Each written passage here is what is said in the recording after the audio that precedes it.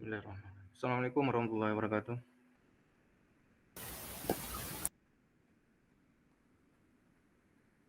Waalaikumsalam warahmatullahi wabarakatuh. Baik, kita lanjutkan ya. Minggu lalu kita udah masuk ke problem frames. Nah, saya ulang sedikit ya.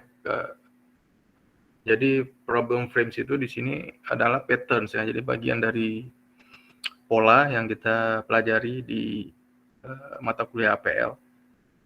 Di mana patterns ini sebenarnya bertujuan untuk membuat atau melakukan sub problems ya. Jadi setelah kita lakukan identifikasi masalah di awal, lalu kita lakukan sub problems ya, menjadi problem yang kita cocokkan atau kita fitting dengan frame diagram yang ada.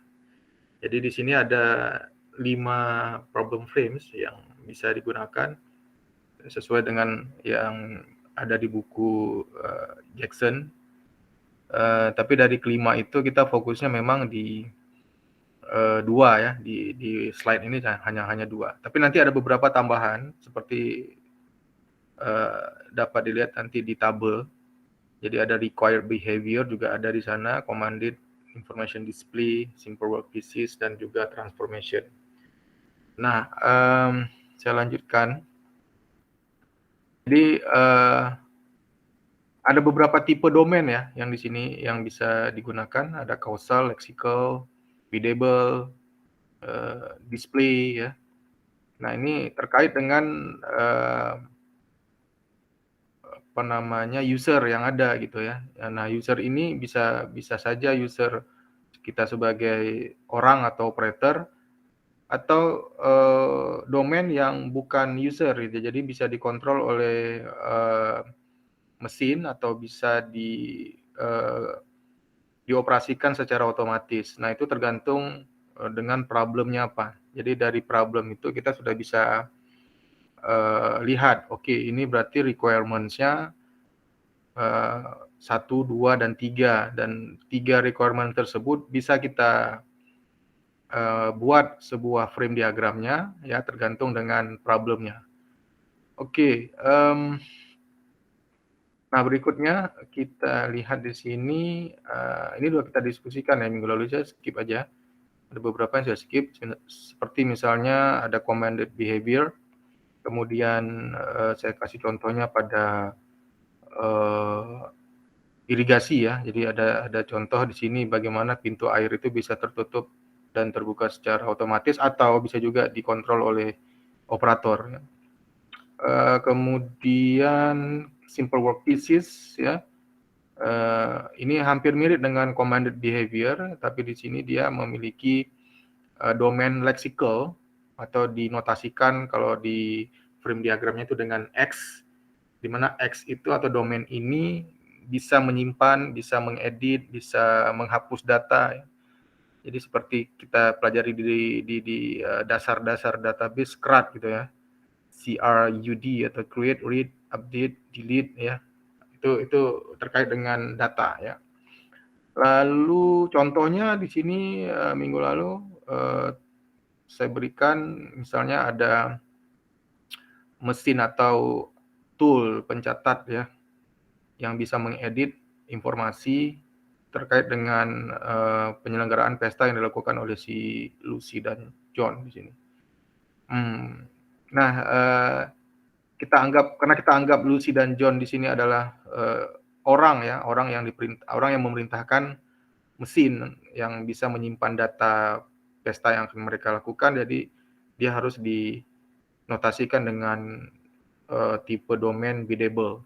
Sementara database-nya sendiri itu dengan lexical. Seperti yang saya katakan minggu lalu bahwa biddable itu tidak boleh di-constrain ya. Artinya dia tidak boleh diperintah baik itu oleh mesin maupun oleh domain yang lain ya.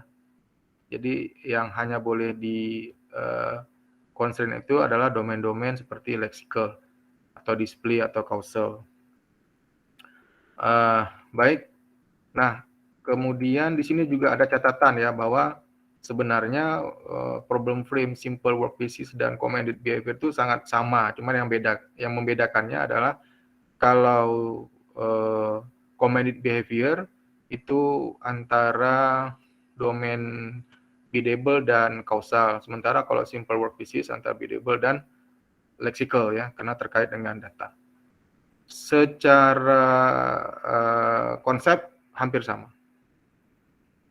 Kemudian di slide berikutnya, di sini karena kita akan mencoba untuk mendekomposisi istilahnya ya, mendekomposisi. Jadi kalau dekomposisi itu kan lawan kata komposisi ya, komposisi dan dekomposisi. Jadi sudah ada kita kompos, kita dekomposisikan lagi. Jadi ada problem, kita subproblemkan permasalahan yang ada ya berdasarkan requirements yang udah kita buat sebelumnya dengan menggunakan problem frames. Nah, di sini kita mendeskripsikan problem itu lebih detail ya sesuai dengan yang sini terlihat ada state requirements. Artinya requirements-nya udah ada. Kemudian domain knowledge kita udah tahu domain knowledge-nya apa aja. Nah, nanti baru kita jabarkan lagi di dalam problem frames apakah dia causal, apakah dia lexical, apakah dia display domain ya atau kombinasi ketiganya ya atau keduanya atau bagaimana nanti kita lihat sesuai dengan requirements-nya. Nah, ini harus bisa kita identifikasi ya di awal sebelum software didesain ya. Ini memang ini bagian masih analisis ya, tapi analisisnya lebih ke analisis untuk melihat problem dan requirements yang ada. Jadi belum ke analisis bagaimana satu fitur bisa berhubungan atau saling berkomunikasi atau saling berinteraksi dengan fitur yang lain. Itu masih belum ke situ ya. Jadi kita masih berkutit ini di problem saja dulu, di requirements. Nah ini penting ya, penting untuk kita benar-benar membuat atau mendesain dekomposisi problem itu dengan baik di awal. Karena kalau kita sudah lanjut atau masuk ke fase desain, nah ini kalau sudah mulai fase desain dan ternyata nanti analisis requirements dan problemnya itu udah salah, kita itu harus nanti reiterasi istilahnya, kita harus balik lagi tuh nanti ke subproblem itu. Jadi kita nggak bisa balik di tengah analisis gitu ya dengan seketika ya. Jadi proses itu harus tetap berjalan. Jadi kalau Anda ternyata nanti salah menganalisis, maka nanti akan iterasi ulang itu. Jadi harus benar-benar step awal itu penting ya. Nah, kita tahu setelah analisis kan nanti ada implementasi ya dengan code. Nah, ngoding itu sebetulnya kan hanya mengikuti pola atau pattern yang udah dibuat ya dari analisis dan desain tadi. Ada fase analisis, ada fase desain. Terutama dia lebih fokusnya ke fase desain nanti si programmer nih. Jadi dia dikasih blueprint, kita kasih blueprint ke dia, oke lu harus ngerjain ini gitu. Pokoknya kita nggak mau tahu. Nggak boleh di luar ini gitu. Nah, dia juga nggak boleh mengubah atau menganalisis sendiri requirements-nya atau dia mengubah sendiri desain yang udah ada, itu nggak boleh. Bukan tugas programmer. Saya bilang tuh bukan tugas programmer ya. Jadi itu tugas desainer. Jadi dalam software development itu masing-masing udah punya tugas masing-masing ya. Jadi jangan mencampuri pekerjaan orang lain. Makanya di dalam nanti kalau kalian melamar kerja tuh pasti udah ada itu biasanya lowongan pekerjaan sesuai dengan bidang ya. Jadi misalnya ada software engineer, ada software analysis data scientist, software developer gitu ya. Jadi udah memang ada ininya tuh, ada tugas-tugas khususnya ya. Jadi jangan mencampuri. Nah, biasanya tuh kalau software designer itu sudah lebih senior, misalnya sudah lebih senior, jadi dia lebih lebih banyak berkutit bukan di codingannya, tapi lebih ke pengembangan atau perancangan software secara komprehensif ya, secara menyeluruh. Jadi dia nggak ada ya, dia akan periksa mungkin code anggotanya atau code staffnya, anak buahnya, ini masih salah code-nya. Nah, biasanya itu tahapannya tuh biasanya kalau dalam karir ya, dia tuh mungkin awalnya masuk dalam tim itu dari programmer dulu tuh, dari programmer, kemudian dia udah terbiasa, nanti dia lihat cara kerjanya, kemudian nanti baru tahapan berikutnya dia mungkin masuk ke designer ya, atau masuk ke analisis dulu ya, analis ya istilahnya, analis. Baru dia dari analis, baru designer ya, jadi ada tahapannya tuh.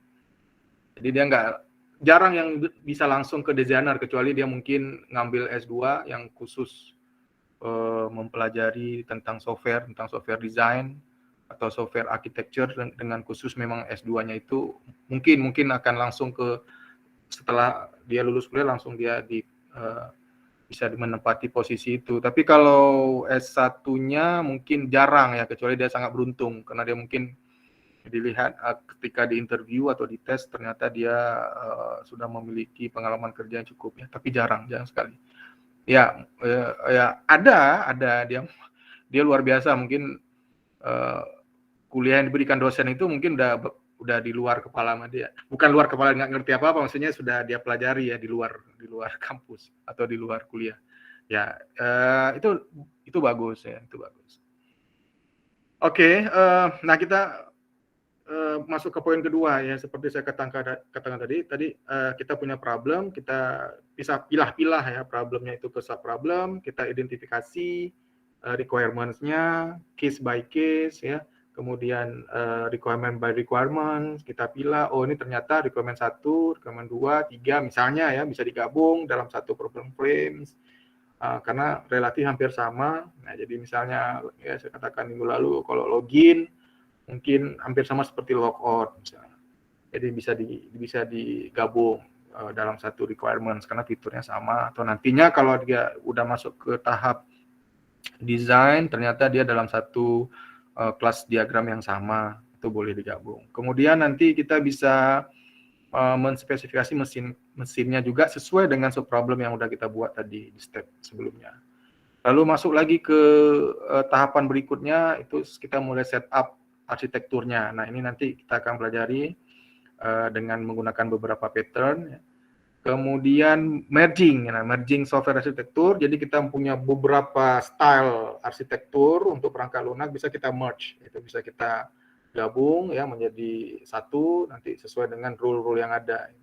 Kemudian baru kita mulai ngoding, implement ya. Kemudian kita testing, kemudian kita integrasi, kita deploy, kemudian kita coba analisis lagi komponen yang ada, bagaimana nanti komponen satu dengan komponen lain saling berinteraksi. Nah itu masuk ke kuliah berikutnya nanti ya di semester depan. Rekayasa perangkat lunak berbasis komponen ya. Perangkat lunak berbasis komponen. Oke, itu kurang lebih secara umum tahapan yang kita lakukan dalam software engineering atau software development. Nah, mungkin selama ini yang kita ketahui, oh bikin software ternyata ribet ya Pak. Ya ribet, sebenarnya ribet gitu. Loh kok orang bisa bikinnya dengan cepat ya Pak? Karena mereka sudah memiliki framework sendiri dalam bekerja gitu. Jadi terkesan itu cepat, tapi kalau kita buatnya dari nol, ini yang jadi persoalan gitu ya. Softwarenya belum pernah dibuat sama sekali, jadi persoalan. Makanya kita punya pattern yang namanya refactoring. Kalau ada yang hadiri pertemuan yang dilakukan oleh himpunan hari Sabtu lalu, saya menawarkan topik refactoring patterns. Jadi kita bagaimana melakukan perubahan satu software yang sudah dibuat sebelumnya dengan menggunakan pola refactoring. Nah itu ada metode khususnya. Jadi nggak sembarangan kita bongkar code-nya, bukan dari code-nya sebetulnya. Ada pattern, ada tahapannya yang kita pelajari. Ya nanti code-nya akan dirombak atau akan dibongkar, tapi itu bukan tahapan pertama sebetulnya. Ada tahapannya ya, sama kayak hampir sama seperti kita buat software baru, kita harus identifikasi dulu masalahnya, kemudian kita analisis komponennya dan seterusnya. Dan itu ada polanya, ada pattern-nya. Nah, kalau yang tertarik nanti boleh kita coba naikkan nanti ke topik tugas akhir. Ini juga bagian dari penelitian yang akan saya lakukan nanti mulai tahun depan itu. Jadi kalau ada yang tertarik mulai tahun ini, udah bisa kita coba-coba diskusi. Nanti akan saya kasih tips dan trik ya.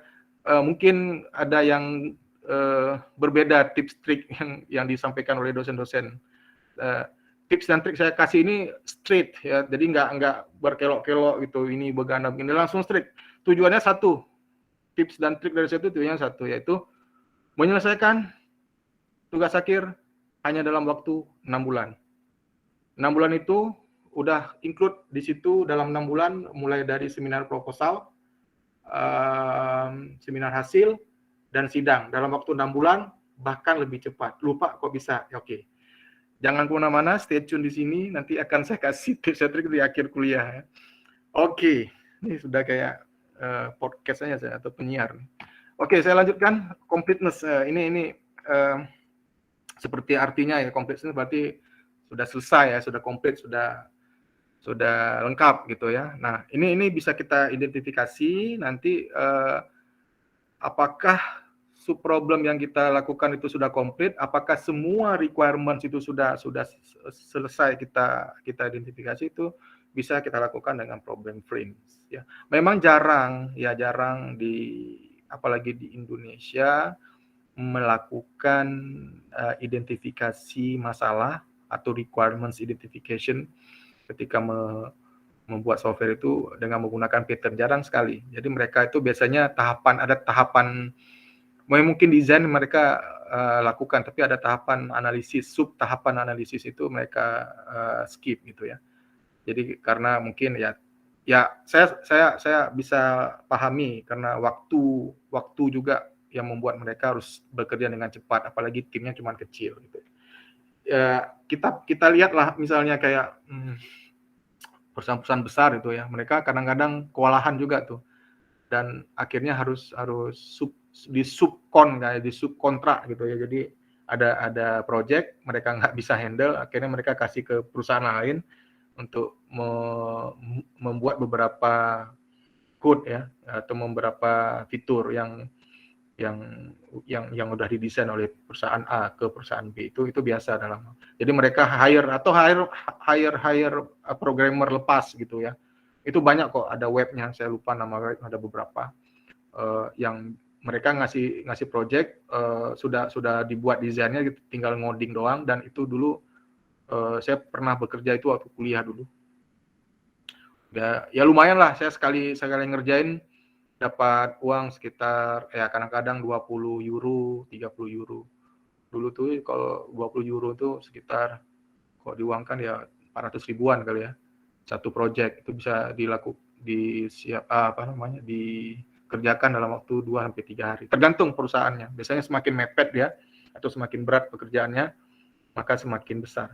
Nah, itu lumayan lah buat ngisi uang saku saya dulu waktu kuliah.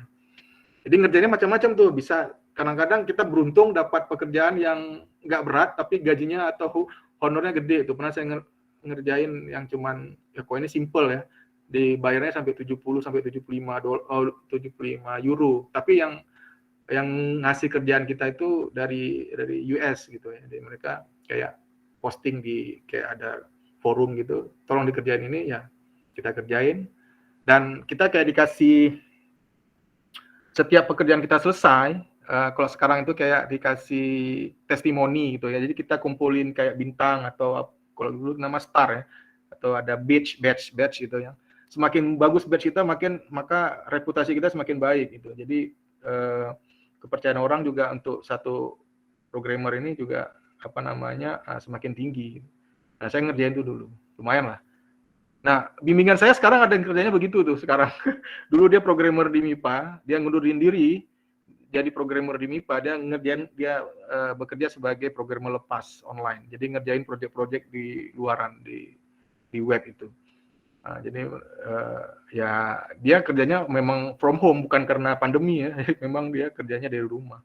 Dan banyak tuh namanya remote worker atau remote working. Itu biasa tuh kita di dunia software development ada remote working. Jadi kita punya skill, ya udah kita coba ngerjain proyek-proyek orang. Dan tapi ya persaingannya juga ketat ya. Nah, makanya kalau saya dulu ngambilnya yang kecil-kecil aja karena kita belum punya pengalaman. Jadi kita ngumpulin reputasi dulu. ngumpulin batch dulu yang bagus, startnya udah bagus, nanti lama-lama juga kita akan dapat project yang gede, itu bisa sampai ratusan, ya bahkan ribuan dolar atau euro, karena saya dulu ngerjainnya banyak di project Uni Eropa. Ya itu pengalaman aja. Jadi Anda kalau mungkin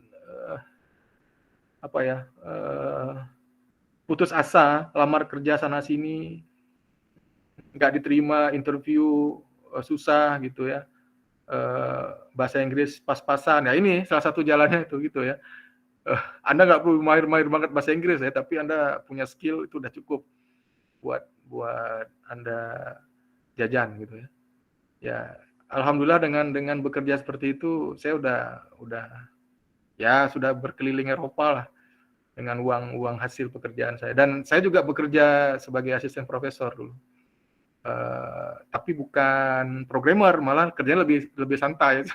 Saya mendesain, saya kayak gini nih kerjanya. Saya mendesain, saya buat desain software ya. Kemudian saya buat laporan pakai latex ya. Jadi kerjanya begini. Kawan-kawan dulu waktu di kuliah iri dulu, wah si Kur kok kerjanya santai di rumah tapi uangnya banyak. Bukan banyak, maksudnya ada lah lumayan 400 sampai 700 euro per bulan.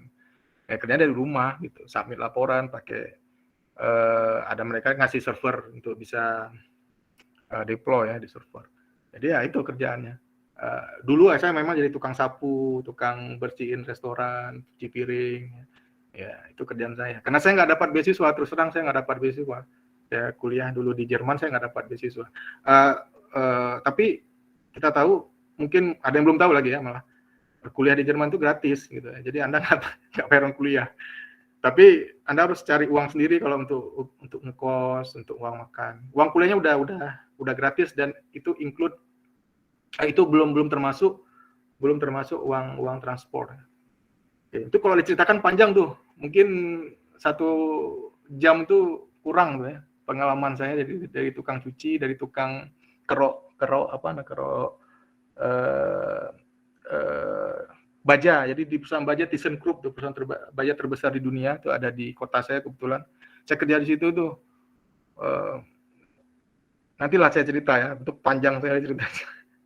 Sampai saya bisa kerja santai dari rumah dengan laptop saya bisa submit, teman gajinya lumayan besar. Saya bisa kerja 1 hari itu cuma 2-3 jam, tapi gajinya sama kayak saya kerja di restoran, berangkat jam 3 subuh, pulangnya jam 1 subuh sampai rumah juga, nyaris tidurnya cuma 2-3 jam. Nah itu yang pernah saya lakukan dulu. Jadi perjuangan ya. Jadi karena saya basicnya bukan akademisi sebetulnya. Ini saya di hire sama USK sama Unsia itu bukan karena saya dari akademisi, dan bukan karena saya pinter ya. Kalau pinter sih enggak sih, pas-pasan. Masih banyak yang lebih pintar. Mas saya suka aja dengan dunia ini dari tahun 2000. Enggak lah, 99 ya. Tahun 99 saya udah mulai ngoding gitu ya. 2000 udah bikin tim kecil-kecilan lah, ngerjain project kecil-kecilan. Oke, kita lanjutkan. Jadi jangan terlalu banyak, nantilah kita cerita pengalaman itu. Oke, ini ada legend ya. Jadi perlu diingat, perlu diketahui bahwa ada beberapa legend. Kalau NA itu artinya not applicable, jadi nggak bisa diimplementasikan ya. Jadi problem frame yang mana itu kalau diimplementasikan nanti dia akan konflik. Kemudian O di sini artinya bisa diimplementasikan tapi nggak banyak berjalan di aplikasi gitu. Jadi mungkin ada beberapa yang bisa, yang beberapa yang nggak. Kalau plus, ini lumayan ini ya, useful ya. Jadi kalau di sini katanya useful berarti umum digunakan. Nah, kalau plusnya 2 ini lebih useful lagi nih, very useful frame ya. Bisa digunakan di banyak aplikasi dan sering digunakan di banyak aplikasi. Jadi itu legendnya ya. Nanti terkait dengan tabel yang ada di depan yang akan saya jelaskan. Nah, ini adalah frame diagram untuk satu domain yang di-constrain. Saya ulangi, ini adalah frame diagram yang digunakan di sini hanya satu, di mana hanya domain yang satu itu di-constrain. Nah, udah pasti kalau di sini di dalam kepala kita ini oke, kalau begini ceritanya yang pasti domain yang di-constrain itu tidak boleh bertipe biddable, ya, nggak boleh bertipe biddable. Karena kita udah sepakati di awal ya bahwa yang biddable itu tidak boleh di-constrain. Berarti bisa jadi causal di sini, ya. CDT itu constraint domain type ya, CDT ya, di sini tanda tanya itu apa tipenya. Berarti bisa saja di sini causal, lexical atau display ya, menampilkan data gitu, atau lexical bisa menyimpan database dan seterusnya, dan atau causal gitu ya. Nah, kita belum tahu. Tapi selain biddable bisa gitu ya. Nah, ini yang pertama. Nah, kita lihat sekarang selanjutnya. Tabelnya cuma simple di sini ya untuk satu domain yang di constraint. Nah, kita lihat di data yang pertama atau di baris yang pertama itu biddable, constraint domain biddable. Nggak mungkin ya komentarnya di situ di kolom berikutnya biddable cannot be constrained. Nah, udah jelas dibuat. Nah, nggak boleh di constraint. Dan relevansinya itu not available, jadi nggak akan pernah bisa diimplementasi. Oke, kolom pertama mungkin saya terlewatkan ya. Kolom pertama itu PF itu artinya problem frames ya. PF 1.1 hanya nomor saja ya. 1. Jadi 1 itu terkait dengan ini tadi frame diagram yang pertama. Itu subpointnya 1, kemudian problem frame 1.2. Nah, sekarang bagaimana kalau C?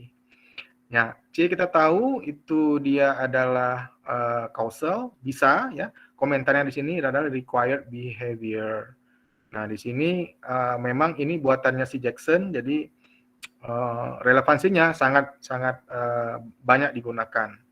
Display itu di sini karena dia hanya satu domain, jadi dia hanya menampilkan informasi aja, dan authornya itu adalah seorang peneliti di departemen profesor saya dulu nih, si Koti ini.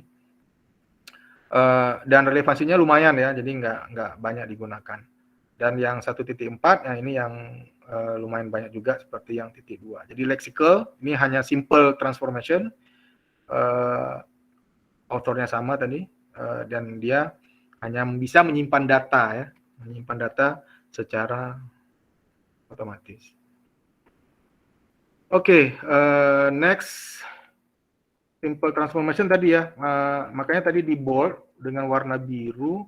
Nanti saya akan kasih contohnya di slide berikutnya tuh. Nah, frame diagramnya seperti ini ya. Jadi ini adalah sebuah frame diagram atau problem diagram di mana sebuah file akan melakukan perubahan data itu ya secara otomatis atau cyclic itu secara berkala ya, cyclically atau or automatically ya, perubahannya secara otomatis atau secara berkala. Bedanya apa? Kalau otomatis misalnya data itu diupdate otomatis gitu ya. Kalau berkala itu per menit, per jam ya misalnya, per hari itu berkala. Nah, ini bisa kita gunakan kalau ada problem kita seperti itu atau requirement kita seperti itu di dalam subproblemnya, kita bisa menggunakan frame diagram seperti ini ya. Jadi nama mesinnya apa, kita buat strip 2 untuk menandakan bahwa itu adalah domain mesin. Namanya ya terserah, tergantung apa mesin kita nanti namanya. Misalnya simple transfer machine. Kemudian dia punya workpiece atau data yang bisa disimpan, dan dia akan selalu di constraint. Nah, applied rule di sini yang dilingkari dengan ellipse putus-putus tadi itu adalah requirement-nya. Jadi Y3 adalah fenomenanya. Kemudian ada share fenomena juga antara simple transform machine dengan workpieces. Jadi ada STM itu simple transform machine. Control, tanda seru itu control, mengontrol fenomena Y1. Kemudian W itu adalah workpieces yang data atau DB, kita juga boleh buat DB dengan database misalnya, itu mengontrol fenomena Y2. Apa saja fenomenanya itu tergantung Anda nanti kebutuhannya apa gitu, requirements-nya apa. Oke, next. Nah, ini contoh yang lainnya ya. misalnya untuk menghapus email atau folder spam ya, spam atau spam folder yang ada di email kita. Nah, ini contoh aja ya, ini bisa dilakukan secara otomatis. Jadi misalkan sudah mencapai 10 atau 100 email spam misalnya, dia akan secara otomatis menghapus email tersebut. Kalau di Google biasanya 30 hari ya, setelah 30 hari dia akan terhapus otomatis ya gitu ya. Sama ya. Jadi kita buat sebuah mesin namanya clean up machine ya untuk menghapus email-email spam tadi. Di sini kita punya share fenomena A, di mana nanti satu sama ya, fenomenanya fenomena A ya. Jadi yang satu ISF mengontrol age, jadi mengontrol usia emailnya. Nah, ini sama kayak yang dilakukan oleh Google ya, 30 hari. ISF itu adalah email spam foldernya, mengontrol fenomena berapa hari ya, yang si spam ini udah berada di folder spam. Kemudian CUM itu clean up machine ya, yang mengontrol fenomena delete.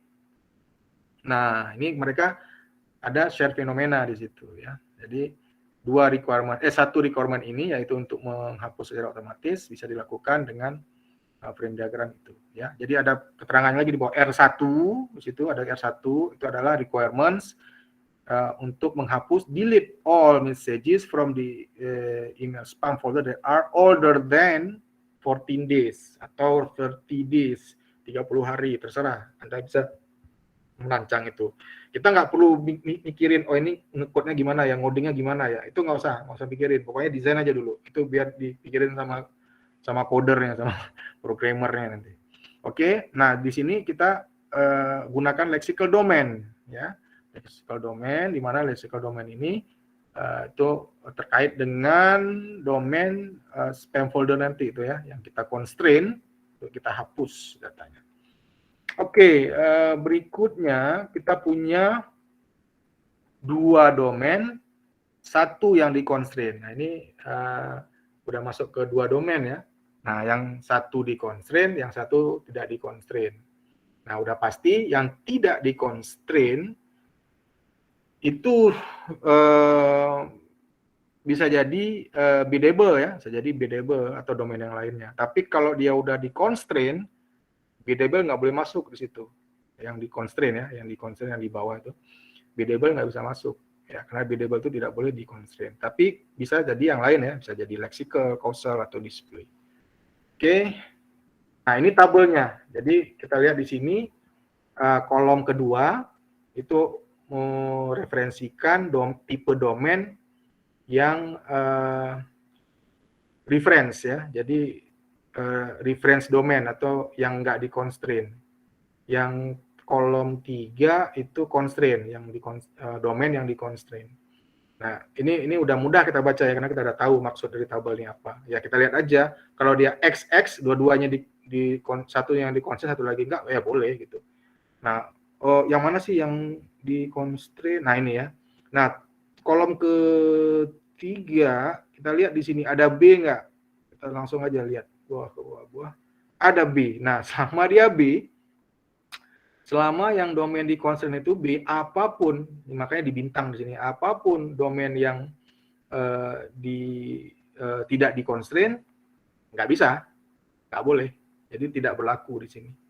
Nah, sebaliknya juga untuk display, karena display itu harus selalu di constraint ya. Jadi kebalikan dengan biddable. Jadi display itu harus selalu di-constrain. Jadi buat apa display? Display itu kan menampilkan ya. Kalau nggak di-constrain berarti dia nggak bisa menampilkan apapun. Jadi apapun yang namanya domainnya display harus wajib di-constrain, kebalikan dengan biddable.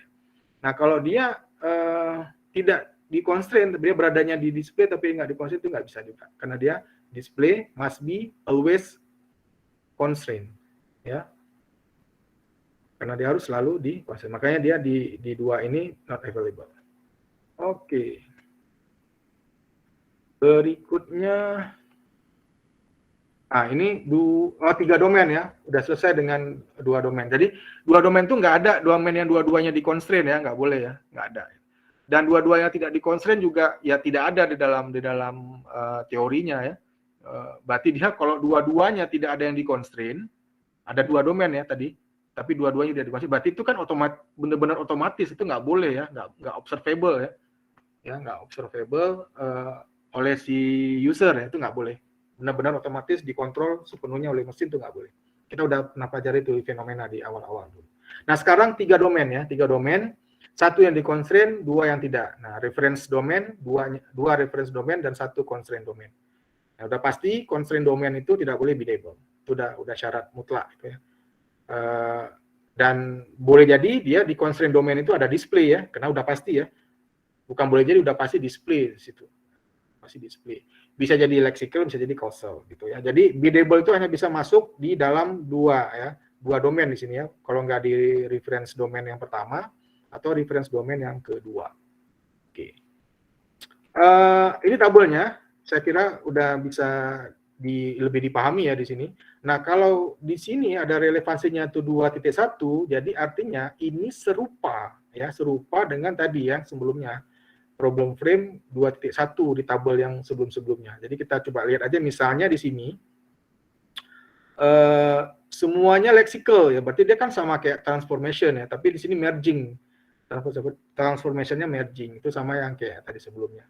Atau misalnya reference domain C ya, reference domain kedua juga reference kedua tuh X, domain yang di-constraint-nya itu X, itu terkait dengan model building ya. Itu Jackson ya, di problem frame 2.4. Kita bisa back, kita lihat problem frames 2.4. Tabel sebelumnya 2.4, nah ini sama. Ya. Yang 1C X sama. Cuma bedanya di sini jumlahnya lebih banyak X-nya ya. Oke, berikutnya juga ada BXX, itu artinya commanded transformation. Ini yang sering juga digunakan ya, atau dia sama juga kayak simple work pieces. Nah, ya itu dia kalau reference domainnya bisa di merge. Itu terkait juga dengan problem frame 2.7, nanti bisa dilihat lagi. Jadi gitu kira-kira ya cara-cara baca tabel ini ya. Yang tidak boleh di sini adalah misalnya ini nih di baris berapa nih? Di nomor PF 3.4, di mana display domain itu tidak berada di dalam constraint domain, atau dia bisa jadi tidak di constraint, itu tidak boleh ya. Makanya constraint domain kalau dia cuma ada D yang lainnya bukan D atau bisa jadi D, itu nggak boleh ya, karena display harus selalu di constraint. Oke. Jadi yang bintang di sini tuh yang tidak ada D-nya itu nggak boleh. Sama halnya kalau misalnya di sini juga nggak boleh ya. Baik D-nya di reference domain 1 ataupun 2, tapi yang constraint domainnya tidak ada D, itu nggak boleh. Oke, ini masih tabel yang sama, lanjutannya juga sama. Ya, ini bisa dilihat ya, yang mana yang boleh, yang mana nggak boleh, terus terkait dengan atau berrelevansi dengan tabel sebelumnya atau tidak, gitu ya, bisa dilihat di sini. Oke. Nah, ini juga sering digunakan query ya. Nah, query ini mencoba untuk mencari data, untuk mencari informasi ya, kemudian ditampilkan, atau query database kemudian ditampilkan di layar. Nah, ini sering digunakan juga ya. Itu perpaduan atau kombinasi commanded display dan model display. Ya, kita bisa lihat di sini si biddable-nya di domain reference 1, yang kemudian domain reference 2-nya X, dan D akan selalu di constraint gitu ya. Nah, ini udah aturannya seperti itu. Nah, sekarang kita masuk dengan contohnya ya, query tadi ya. Nah, udah saya lihat di sini query-nya, ini bagus nih sebagai contoh. Contohnya kita ada user ya atau operator mencoba untuk mengquery data di database, lalu ditampilkan di domain display ya, atau di display. Nah, yang selalu di constraint adalah display. Jadi kalau displaynya ditaruh di atas, X-nya di bawah, secara rule, secara aturan udah nggak boleh ya. Tapi kalau secara konsep dasar boleh gitu. X-nya boleh di-constrain, tapi masalahnya display-nya jadinya kalau kita taruh di atas tidak ter-constrain, nggak boleh juga itu ya. Itu dilarang ya di dalam desainnya. Jadi display itu singkat ceritanya harus selalu di-constrain, itu aja ya. Dia berbanding terbalik dengan biddable. Oke, ini sekarang yang terakhir nih ya, frame diagram yang terakhir untuk 3 domain. Ada 2 yang di-constrain. Ya, sekarang ada 2 yang di-constrain. Sudah pasti nggak boleh ada biddable di sini nih, yang di dua terakhir ini ya. Constraint domain 1 dan constraint domain 2 itu tidak boleh ada biddable. Biddable hanya boleh duduk di sini gitu ya. Nah, display harus ada misalnya di kedua ini ya, display, karena dia display harus di constraint. Display tidak boleh berada di sini malah, ya gitu ya. Kebalikan dengan biddable ya. Biddable nggak boleh berada di sini, display nggak boleh berada di sini dia. Nah, itu yang harus kita pahami ya. Makanya nanti dia not applicable jadinya. Oke. Tadi saya bilang display tidak boleh ada di awal ya. Tidak boleh ada di reference domain 1 gitu ya. Karena dia akan membuat si frame diagram tersebut tidak bisa bekerja secara teori ya. Oke, ini bisa dibaca nanti. Tapi yang paling sering ya digunakan itu adalah yang saya bold warna biru ini. BDX itu adalah update. Bagaimana kita memadukan 2 problem frame sebelumnya, itu simple workpieces dan model display. Jadi setelah kita update datanya, kita coba tampilkan di display ya. Ini adalah frame diagramnya ya, namanya update atau informal description-nya adalah seperti ini ya. Jadi ada operator ya, kemudian ada display yang di-constrain, kemudian ada X. Jadi dia melakukan perubahan data ya, perubahan data di sini ya, nggak hanya query aja, nggak hanya select, tapi ada perubahan, ada update, ada hapus gitu ya. Jadi dalam database itu kan ada kita hanya bisa read only gitu, hanya membaca saja. Kalau yang membaca saja seperti contoh sebelumnya, kita back lagi. Nah ini misalnya, ini hanya membaca saja nih database. Dia tidak lakukan perubahan di database ini. Si operator atau user ini tidak melakukan perubahan, jadi hanya read only. Nah tapi kalau contoh yang berikutnya tadi, ini makanya namanya query doang gitu ya, query untuk read aja. Tapi kalau di sini query, tapi dia udah lebih bukan hanya sekedar bisa baca aja atau select biasa, tapi dia udah bisa delete, bisa update ya, bisa create database juga ya gitu ya. Jadi ini udah lebih dalam lagi. Oke, itu contohnya. Nah, ini requirements-nya update rules. Itu ya untuk teorinya ya, nanti kita coba akan implementasikan di case ya. Nah, di sini bagaimana kalau misalnya kita buat meta modelnya di UML, bisa nggak? Bisa aja gitu, walaupun ini jarang digunakan. Karena lebih mudah dibaca itu kalau kita gambarnya kayak tadi ya, gambar manual yang kayak frame diagram gitu. Tapi di UML bisa kita gambar bisa gitu ya, tapi ya kayak seperti saya bilang tadi, kita jarang gunakan tool UML untuk membuat atau menganalisis problem ya. Jadi lebih sering kita gunakan gambar aja. Oke, tapi saya akan jelaskan sekilas ya, karena pendekatan UML ini juga terkait nanti dengan OCL ya. Nanti kita akan ada materi namanya OCL, Object Constraint Language. Nah, itu juga bagian dari UML. Nah, itu kita akan fokus ke hal-hal yang mana harus wajib di-constrain, yang mana yang tidak gitu ya. Jadi ada pembatasan yang lebih strict lagi di sana. Nanti kita pelajari juga mata kuliah ini. Oke, ini tool UML ini udah UML for PF atau problem frame, ini tool yang lama nih. Jadi ini sekarang juga udah nggak dikembangin lagi.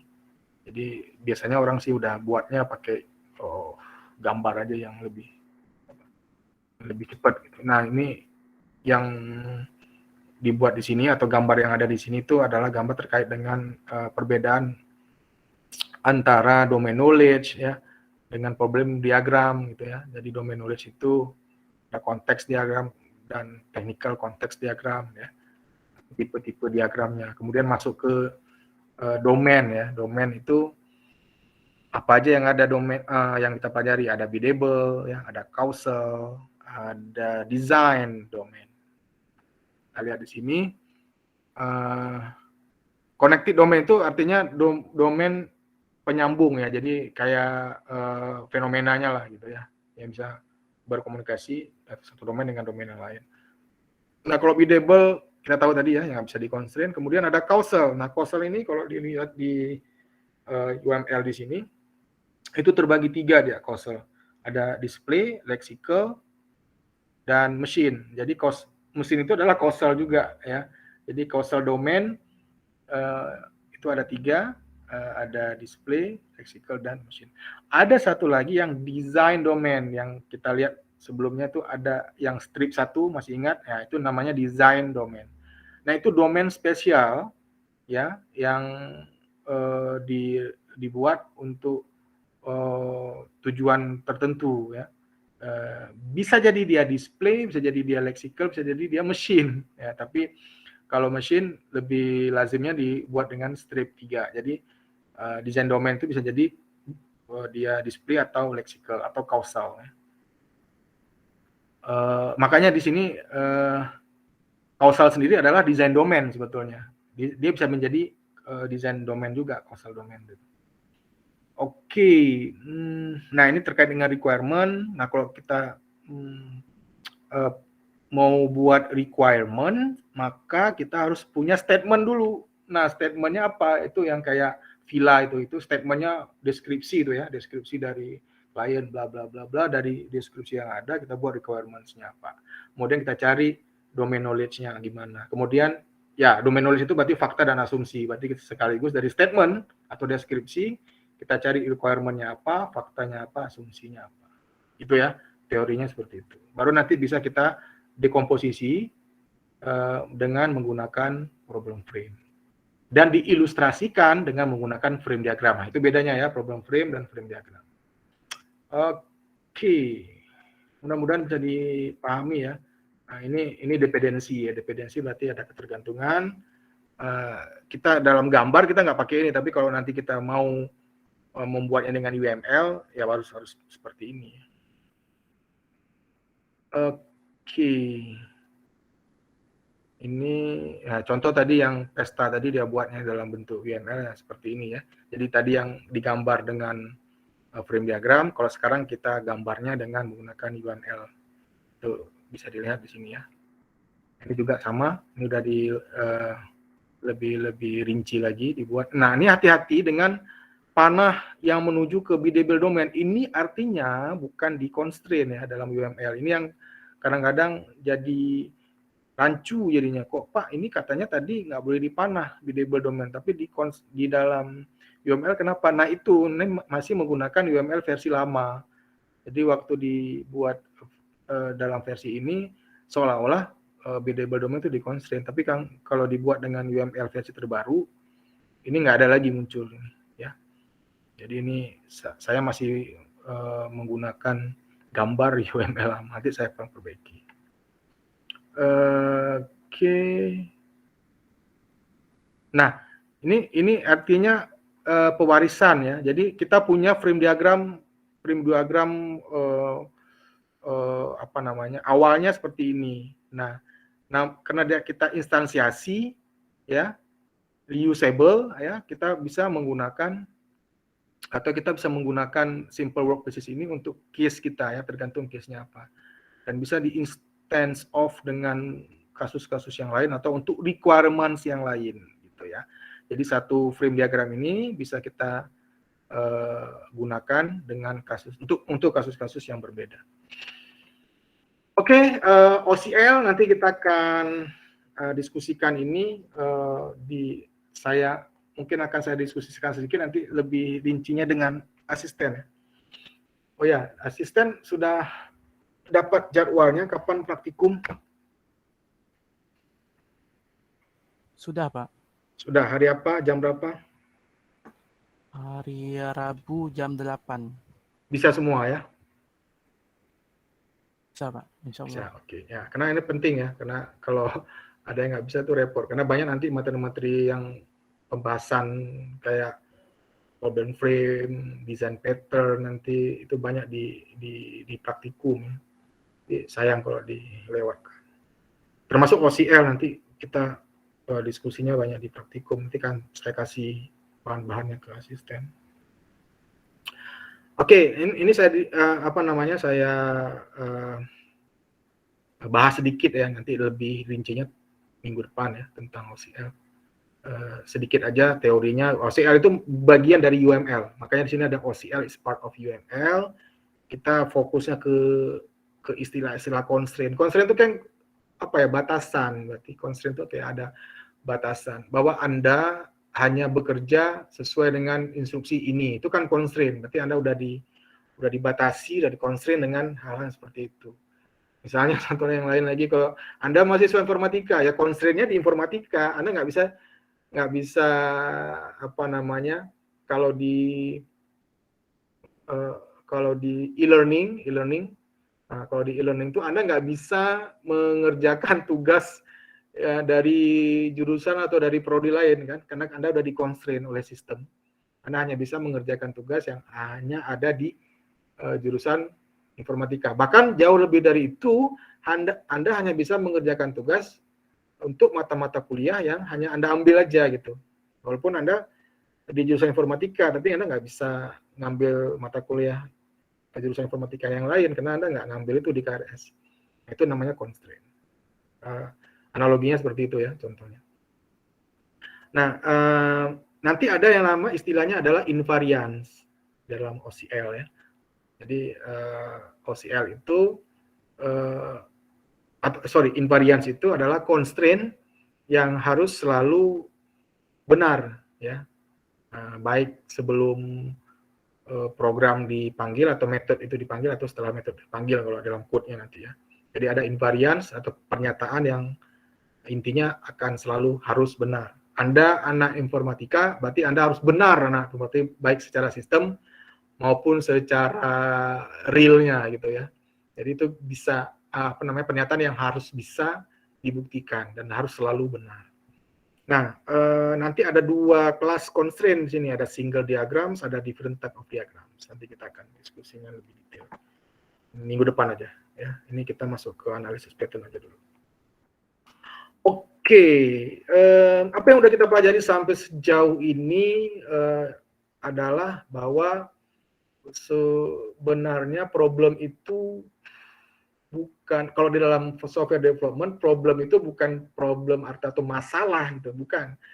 Problem itu adalah sesuatu yang harus kita analisis. Nah, itu di dalam software engineering ya. Teorinya adalah seperti itu. Jadi ada problem, kita analisis, kita dekomposisi, baru kita mencoba untuk fitting tadi ya dengan frame diagram ya, untuk kita pelajari lebih lanjut sehingga kita mudah untuk ke tahap berikutnya ketika akan mendesain. Jadi di sini kita mencari solusi ya, mencari solusi dari problem yang udah ada. Jadi kita punya statements atau deskripsi tadi, kita cari solusinya dengan menggunakan teori-teori atau tahapan-tahapan yang udah ada ya, sub problem tadi dan dekomposisi. Jadi intinya adalah mencari solusi. Jadi bukan jadikan itu jadi masalah baru lagi, itu yang nggak boleh gitu. Udah masalah, jangan jadikan masalah, justru cari solusinya. Ya mungkin hal-hal seperti ini bisa diterapkan di kehidupan nyata ya. Anda punya masalah, cari solusinya, bukan mencari masalah lagi gitu ya. Anda punya masalah keuangan, bukan solusinya menjadi begal. Itu kan dapat masalah baru lagi gitu. Tapi cari solusi itu yang nggak bermasalah, kan gitu simpelnya. Jadi bisa terapkan juga nih kadang-kadang di dunia nyata. Anda punya masalah dengan banyak kali tugas, Pak. Banyak banget tugas, Pak. Jadi gimana nih, Pak? Ini masalah kan? Bagi Anda itu masalah. Mungkin bagi Anda itu masalah. Mungkin bagi yang sebagian mahasiswa malah suka punya tugasnya, nyari tugas lagi. Malah ngingetin dosennya tuh, Pak nggak ngumpul tugas yang, ini deh, contoh mahasiswa yang mungkin akan dimusuhi tuh. Diingetin dosennya, Pak nggak kumpul tugasnya minggu lalu, Pak. Ya elah. Ya, ada sebagian kayak gitu ya. Jadi, tapi kebanyakan mahasiswa banyak tugas itu jadi masalah. Gitu. Saya paham kondisi Anda gitu ya, karena saya juga pernah jadi mahasiswa, malah gedek aja udah banyak tugas, dosennya nggak pernah masuk, cuma ngasih tugas doang gitu. Nah makanya kadang-kadang saya kalau ingat-ingat dulu tuh, aduh kasihan juga nih. Makanya saya nggak terlalu membebani kalian dengan banyak tugas. Gitu. Saya coba masih imbang lah, ya. Imbang. Oke, ya tugas ada, tapi ya tugasnya ya nggak berat. Jadi saya paham betul. Yang mata kuliah lain udah banyak tugas, ya udah ini kita bawa santai lah. Jadi intinya adalah mencari solusi, bukan mencari masalah. Gitu. Anda punya tugas, cari solusinya apa ya, ngerjain gitu. Caranya ngerjainnya gimana? Ya tepat waktu gitu. Maksudnya ya Anda punya tugas dikasih hari ini, kalau bisa dikerjain hari ini, kenapa harus nunda gitu. Nah itu yang saya lihat banyak mahasiswa yang banyak menunda kerjaan atau nunda bikin tugas. Kayaknya kalau nggak mepet itu nggak seru aja tuh. Besok aja, udah besok aja nih santai, masih seberapa game lagi nih, ya kan? Ya begitu, udah mepet baru. Kayaknya punya apa ya namanya? Punya sensasi sendiri ya, tersendiri ya kalau udah mepet besoknya mau kumpul. Waduh. Ya kadang-kadang ya betul juga tuh. Oh nggak keluar idenya. Oke, problem itu ya, problem yang kita dapatkan dari statement dari klien itu bisa kita dekomposisi dengan menggunakan atau kita karakteristikkan gitu. Jadi bahasa karakteris itu kayaknya kurang cocok. Atau lebih mudahnya bisa kita pilah lagi ke dalam problem frames. Nah, itu makanya perlu patterns. Nah, patterns yang mana bisa mengakomodir masalah kita gitu. Jadi kita butuh pola tertentu yang sesuai dengan problem kita. Gitu. Jadi jangan juga nanti pola itu salah, dalam memilih pola juga jadi masalah. Jadi harus benar-benar dalam fitting frame diagram itu harus benar-benar kita pahami dulu. Oke, ini untuk masalah apa? Ini untuk masalah apa? Jadi jangan disamaratakan semua gitu ya, jadi persoalan baru malah. Itu penting ya. Kemudian ini in order to solve sub problem tadi, kita juga bisa fitting ya, saya bilang tadi ada fitting ke frame yang mana yang cocok dengan masalah kita, yaitu dengan frame diagram tertentu tadi. Nah itu untuk fitting ya. Kemudian UML kita nggak pakai UML di sini. Untuk problem analisis tidak pakai UML, jadi kita pakai frame diagram, frame diagram dengan problem frame-nya. UML mungkin akan kita gunakan nanti di OCL ya, kemudian nanti di analisis, di design pattern kita gunakan UML, banyak juga gunakan UML. Nah ini jadi mungkin akan menjadi masalah. Nah ini jadi masalah bagi mahasiswa yang belum pernah belajar UML. Akan mengalami kesulitan sedikit ya, akan mengalami goncangan. Jadi baiknya mulai sekarang coba dibaca-baca aja dulu, pelan-pelan ya, pelajari pelan-pelan UML itu bagaimana. Bagi yang belum ya, atau bagi yang sudah pernah belajar, coba dipahami lagi UML itu, karena saya nggak akan mengulang dari awal lagi UML itu apa, bagaimana hubungan satu kelas dengan kelas yang lain, apa. Oke, itu terlalu terlalu basic ya, untuk diulangi lagi. Jadi siap-siap aja untuk nanti dapat UML yang levelnya advance atau yang udah tingkat lanjut. Oke, nah ini kita masuk ke analisis pattern. Tapi sebelum masuk ke analisis pattern, mungkin ada yang mau ditanyakan terkait dengan problem frame, silahkan.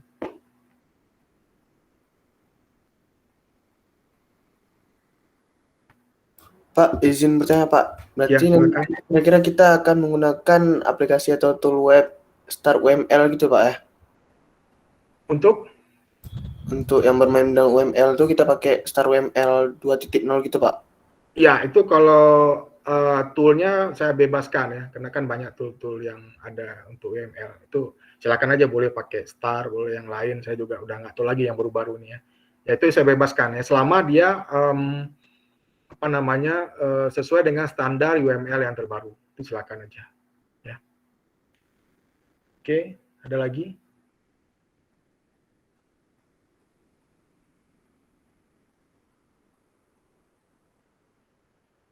Oke, saya lanjutkan, kalau nggak ada ya, saya lanjutkan ke analisis patterns.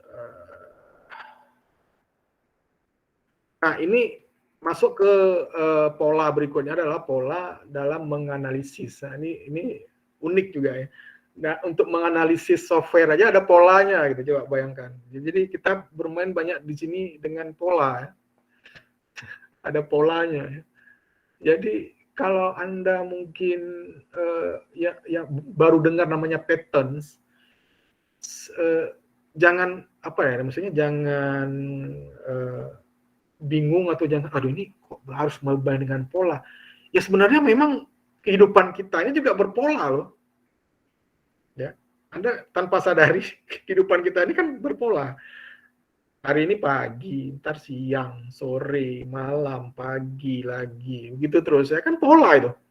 Pola rutin ya, rutin itu kan kayak pola ya, rutinitas yang Anda lakukan. Hari ini Senin APL, besok apa, besok ini Senin depan APL lagi, dan seterusnya, itu kan pola. Nah, sebetulnya kalau kita udah tahu ini kehidupan ini berpola gitu, jadi sebetulnya dalam membuat software juga, dalam menganalisis software maksud saya juga berpola gitu, ada polanya gitu. Nah, kenapa kita harus menggunakan pola? Supaya kita lebih mudah dalam mengerjakan software itu secara keseluruhan. Kalau nggak ada pola, kalau nggak ada rules-nya itu atau nggak ada sebuah apa namanya kayak track itu atau jalan yang udah dibuat, itu akan kerepotan sendiri, kita nggak ada pegangannya gitu. Nah, sekarang kita udah disediakan berbagai macam pola termasuk dalam menganalisis apa namanya software ini. Nah, yang kita analisis sebetulnya adalah masih ada kaitannya dengan yang sebelumnya, problem yang udah kita buat sebelumnya. Ya, kita analisis lagi untuk ke tahap mulai nih ke tahap nanti desain, tapi belum masuk ke desain ini, masih ke dalam analisis yang kita buat. Nah, yang kita gunakan di sini adalah analisis pattern yang dibuat oleh Fowler ini. Ini salah seorang penemu juga ya dalam software. Sebetulnya dia tuh bukan akademisi si Fowler ini, dia hanya praktisi. Dia bekerja di banyak perusahaan-perusahaan IT terkenal dulu tahun 80-an, 90-an.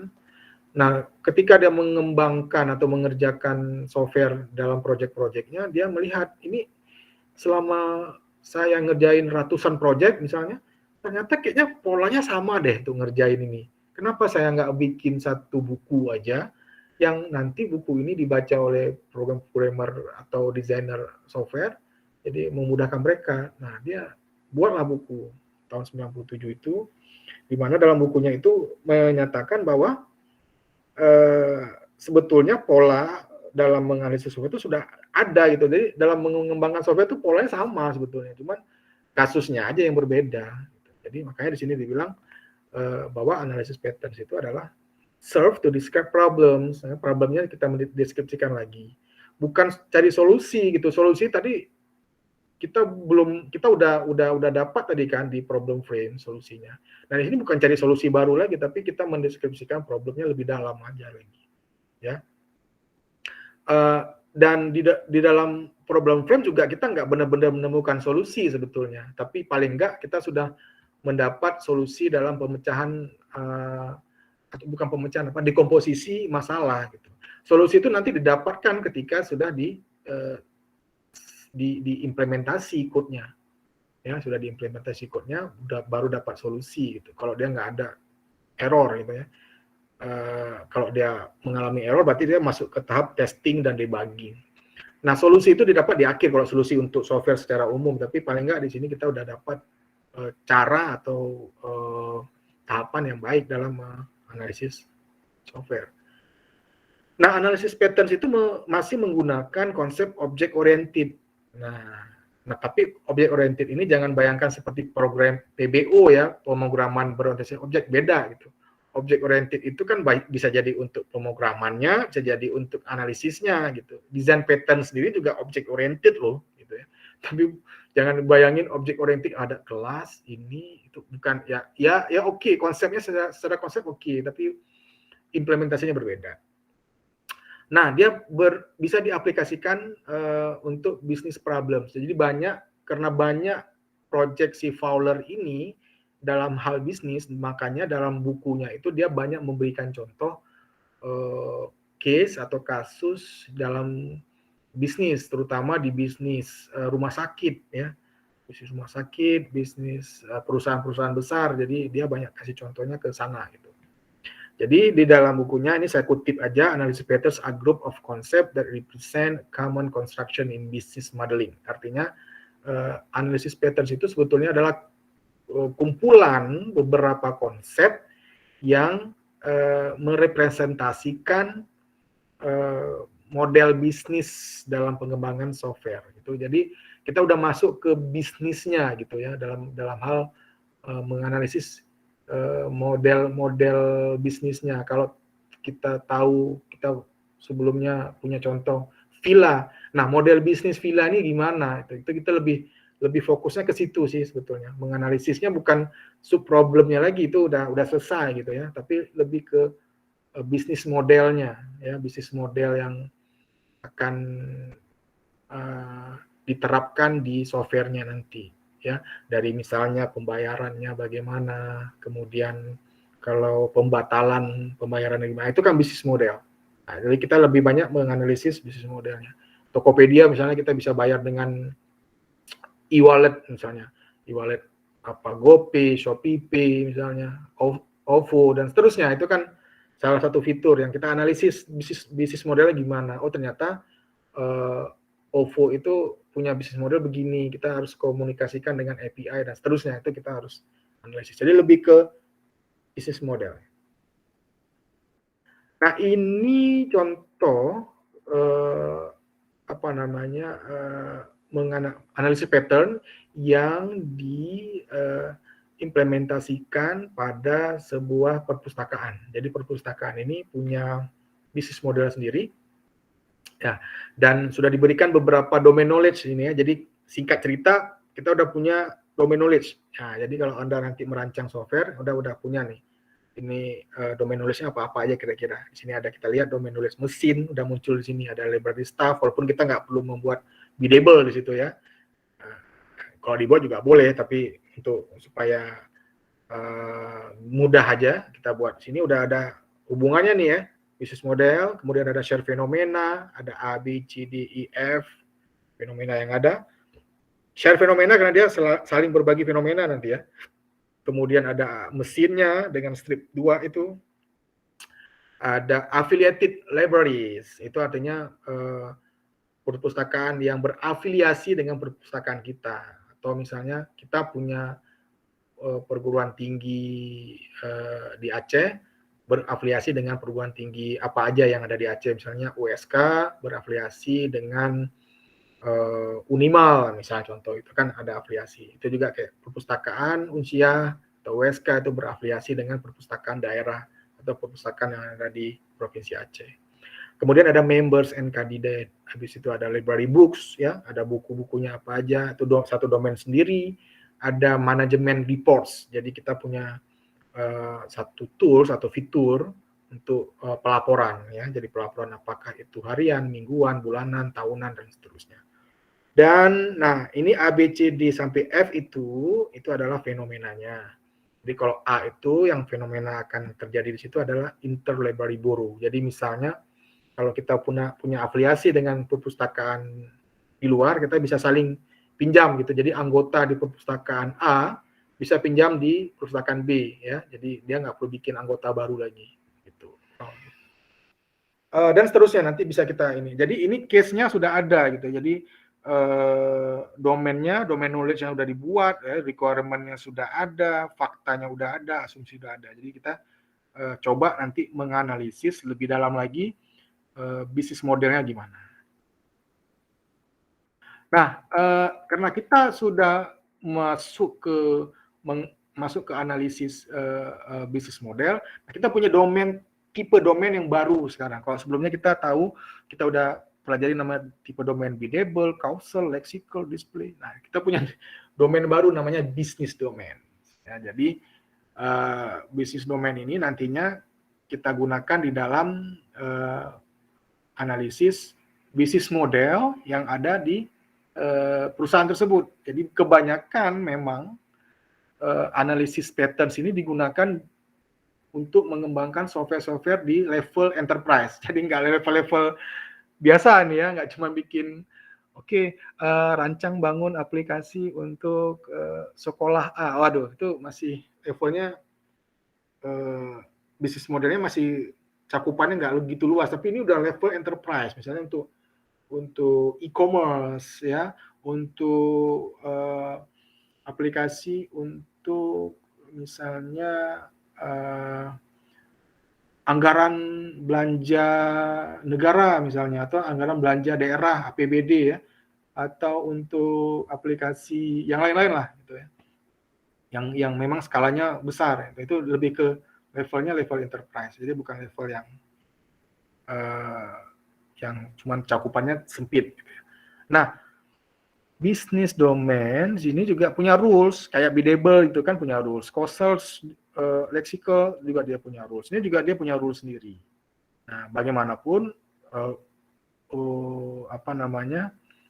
tidak strict ke dalam hukum alam gitu, laws of nature. Jadi memang dia lebih fleksibel ya. Urusannya lebih fleksibel, tergantung gimana dia digunakan. Oke, nah ini nanti terkait dengan konteks dari informasi problem. Jadi problemnya apa gitu. Makanya nanti yang dianalisa juga yang nggak keseluruhan, tapi hanya terkait dengan problem yang berhubungan dengan dengan bisnis model.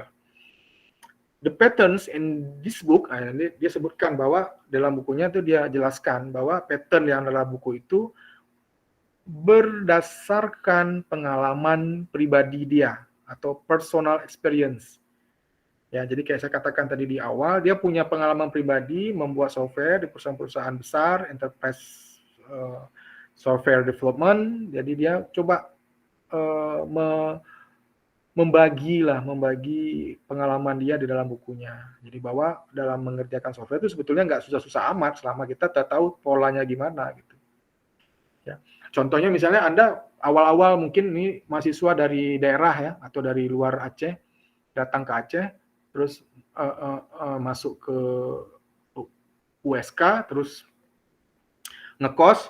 Nah, awal-awal pasti dari kos-kosan ke kampus kan bingung, ini naik apa, ini jalannya kemana, belok kiri, karena kita belum tahu polanya gitu. Ini apa gimana ya, harus berangkat jam berapa ya biar nggak telat, kira-kira macet nggak ya di Banda Aceh. Kan itu pertanyaan-pertanyaan yang mungkin akan memasuki otak kita gitu kan. Tapi begitu kita tahu polanya, ternyata aku nggak mesti berangkat jam 7 ke kampus, aku berangkat jam 7.30 juga bisa, karena polanya udah kita tahu, kita berangkat jam 7.30 dengan jalur, dengan track yang sama, dengan jalan ini, polanya ini, udah tahu, jadi kita udah nggak panikan gitu kan. Nah itu yang sama yang kayak bisnis modelnya, kita bisnis modelnya udah tahu, dan untuk mempelajarinya juga ada polanya, jadi kita nggak panikan lagi untuk mempelajari bisnis model satu perusahaan dengan pola tertentu, kita udah lebih mudah gitu. Nah itu sama ya, makanya di sini dia bilang dia berdasarkan pengalamannya, dia buat modelnya gimana, dan itu banyak digunakan oleh large corporate, jadi perusahaan besar ya, large corporate information system, jadi sistem informasi untuk perusahaan-perusahaan besar. Yang itu jadi dia hanya mencoba untuk berbagi pengalaman ya. Nah, jadi ini analisis pattern, nanti kita akan spesifikkan lagi dengan domain yang baru namanya bisnis domain. Nah, bisnis domain, analisis patterns itu nanti terbagi dua dia, terbagi dua. Yang pertama planning, yang kedua trading. Jadi dalam menganalisis model atau bisnis model di dalam software itu ada dua tahapan ya yang dilakukan. Yang pertama planning, kemudian nanti trading. Jadi kita fokusnya hari ini ke planning aja dulu ya. Kalau nggak selesai kita pembahasan hari ini, kita lanjutkan minggu depan. Okay, the problem is to build a machine that supports the execution of complex tasks such as construction of buildings, development of software. Jadi permasalahannya adalah di sini kita membangun sebuah mesin yang mana itu bisa boleh atau mendukung pekerjaan-pekerjaan yang kompleks, seperti misalnya dalam konstruksi bangunan atau di dalam pengembangan software. Jadi kita tahu dalam mengembangkan software itu tidak mudah sebetulnya, tapi pekerjaan yang sulit atau kompleks itu bisa kita lakukan dengan planning yang tepat, ya, planning yang terukur, maka akan memudahkan pekerjaan kita. Nah, planning information problem, ya, jadi terkait dengan tadi query dan update, misalnya contoh ini ya, jadi kita membuat mesin yang bisa memenuhi kriteria yang diharapkan. Jadi machine must display the state of the project. Jadi dari project itu kita harus bisa membuat planning atau rencana yang baik, ya. Nah, di sini dalam planning kita diberikan pattern lagi nih, pattern tahap awal nih, ya, tahap awal. Nah, ini penting nih.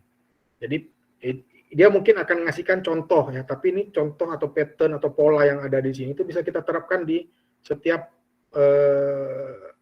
project yang kita dapatkan nanti, ya. Nah, the basis of any plan atau rencana itu sebenarnya adalah adanya action atau fundamental action di sini, ya. Di mana that people take a given time at a given location. Jadi di dalam action, di dalam analisis dengan menggunakan pattern planning, ya, pattern planning ini kita harus punya actionnya apa gitu. Nah, kalau kita udah berbicara dengan action atau kita memiliki sebuah action, berarti itu kaitannya ada time reference atau ada waktu dan ada lokasi, ya. Kemudian itu dilakukan oleh siapa? Nah, misalnya saya nggak kasih contoh dulu ke software, ya. Saya kasih contohnya ke Anda aja tadi, misalnya. Anda dari kos-kosan, ya, atau rumah Anda, ya. Aksinya adalah berangkat kuliah, itu kan aksi. Aksinya adalah Anda akan berangkat kuliah pagi. Time reference-nya udah jelas, Anda berangkatnya jam berapa. Lokasinya, ya, lokasi yang dituju itu kampus. Partinya atau pihaknya berarti Anda sendiri, gitu kan. Arti itu orang yang akan melakukan aksi. Nah, itu contoh simpelnya. Gitu. Nah, dalam hal software bisa saja misalnya login, gitu. Aksinya berarti melakukan login. Kemudian time reference-nya berarti punya waktunya, gitu kan. Waktunya kapan saja boleh, karena ada nanti login yang hanya boleh dilakukan pada masa-masa tertentu, misalnya isi KRS online misalnya, atau melakukan absensi, ya. Mungkin dibuat loginnya dikunci, nggak bisa login lagi kalau sudah ada pembatasan itu, ya, pembatasan waktunya misalnya. Lokasinya berarti lokasinya terkait dengan fiturnya, berarti di di web mana, gitu ya, di fitur web mana, KRS online kah, SIM kuliah kah misalnya, atau e-learning, gitu ya, itu lokasinya. Nah, seperti itulah kira-kira contohnya. Nah, kalau di dalam UML mungkin yang udah pernah belajar itu kan ada performs, jadi kan arah panahnya itu ke kiri. Jadi sebenarnya ini relasi yang ada di sini itu berarti dilakukan oleh sepenuhnya oleh party atau pihak di sini, user atau operator. Performs. Nah, sementara di sini 01 ini apa nih? 01 bintang 01, siapa yang tahu istilahnya di dalam UML? Ayo. Lupa. Apa namanya? Nah, kan? Ayo. Kardinalitas, ya, Pak? Ya, betul, Jesse. Cardinality. Ya, jadi ya one to many, many to many, zero to many, dan seterusnya. Cardinality atau kardinalitas. Nah, itu harus tahu tuh, ya. Jadi, saya nggak ngulang lagi, tapi kadang-kadang saya tanyakan tuh, ya. Kalau ada yang tahu, oke. Nanti yang bagi yang nggak tahu, baca-baca lagi. Saya yakin udah pernah belajar, cuman lupa mungkin, ya. Oke, itu propose implemented ya. Jadi kita belum masuk ke propose-nya. Jadi action itu secara umum dia punya lokasi, dia punya time reference, dia punya pihak yang menjalankan atau memperform action atau aksi tersebut. Nah, ini yang penting yang berikutnya. Aksi itu nanti terbagi dua dia. Propose action dan implemented action. Di dalam software itu juga bisa dilakukan hal yang sama atau digunakan analisis pattern ini, pola ini ya di dalam kita menganalisis permasalahan bisnis model. Aksi terbagi dua, propose, implemented. Apa bedanya? Nah, kemudian action status. Nah, ini juga penting ya, domain yang di sini action status artinya statusnya apa? Apakah propose atau implemented? Nah, kita lihat bedanya apa nanti ke depan. Oke. Nah, ini contohnya saya ambil dari slide kuliah profesor saya, sebetulnya ini udah lama banget. Ya. Jadi ada seorang peneliti, I decided to finish my review for the journal IEEE Transaction on Software Engineering on April 30, ya, 2018, or if I don't get around doing it in May, this action can be represented proposition with date April 30, implemented action with the date of May, or attributes proposal are the same. Jadi di sini contohnya hanya ingin menunjukkan apa perbedaan propose. Propose itu berarti rencana ya, propose. Ya, propose action berarti rencana yang belum dikerjakan, berarti mau ngerjain ini. Mau ngerjain, mau mengerjakan gitu ya. Jadi dia punya rencana untuk mensubmit paper dia di IEEE Transaction on Software Engineering 30. Tapi ternyata sampai tanggal 4 Mei belum tersubmit gitu ya. Nah, ini merepresentasikan bahwa dia punya propose action, dia punya rencana gitu ya. Ingin submit tanggal 30, akhirnya molor ke tanggal 4. Itu namanya propose action. Nah, dan implemented action-nya apa? Ya tanggal 4 Mei-nya gitu. Jadi rencananya mau submit tanggal 30 nggak jadi, akhirnya tersubmit tanggal 4. Jadi propose action itu adalah 30 April, implemented action itu tanggal 4 Mei. Ya Anda lah mahasiswa, rencana mau ngerjain deadline itu tanggal 4 misalnya. Deadline tanggal 4 jam 12 malam contoh, atau 23.55. Ya. Rencana mau ngerjain tanggal 3 udah submit, kumpulin sama komting, tapi sampai tanggal 4 jam 10 malam baru dibuat. Nah, itu implemented-nya jam 10 malam. Nah, seperti itu ya. Mau nyuci baju ya, anak kos-kosan nih, nyuci baju tuh hari Sabtu.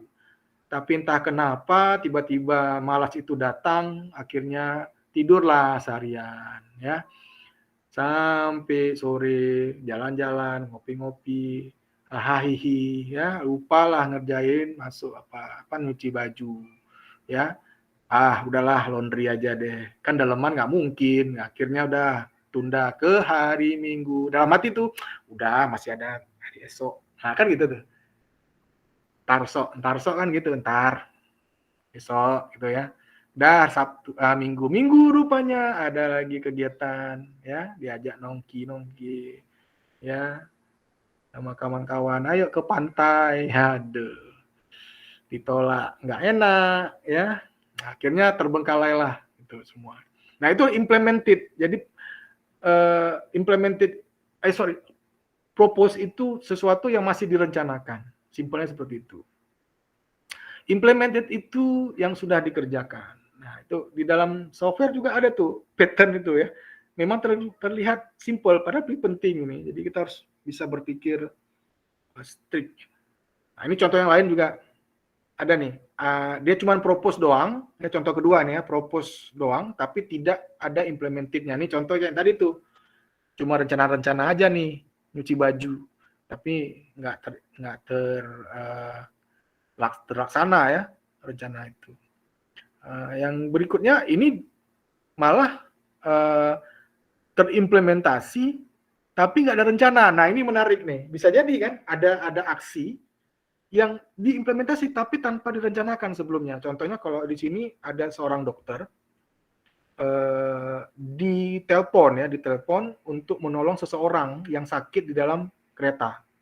Jadi dia sebelumnya nggak ada rencana untuk nolong orang gitu, tapi karena tiba-tiba ada telepon masuk dan itu emergency, akhirnya dia datang untuk menolong seorang wanita yang sedang sakit di sebuah kereta atau di sebuah tempat misalnya.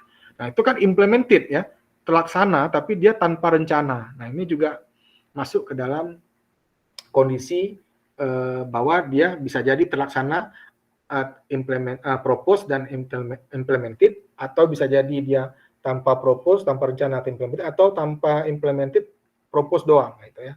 Jadi bisa jadi ada 3 kondisi itu. Oke, nah namun demikian selain propose, ini yang terakhir ya, slide nanti kita lanjutkan aja minggu depan karena waktunya juga udah hampir berakhir.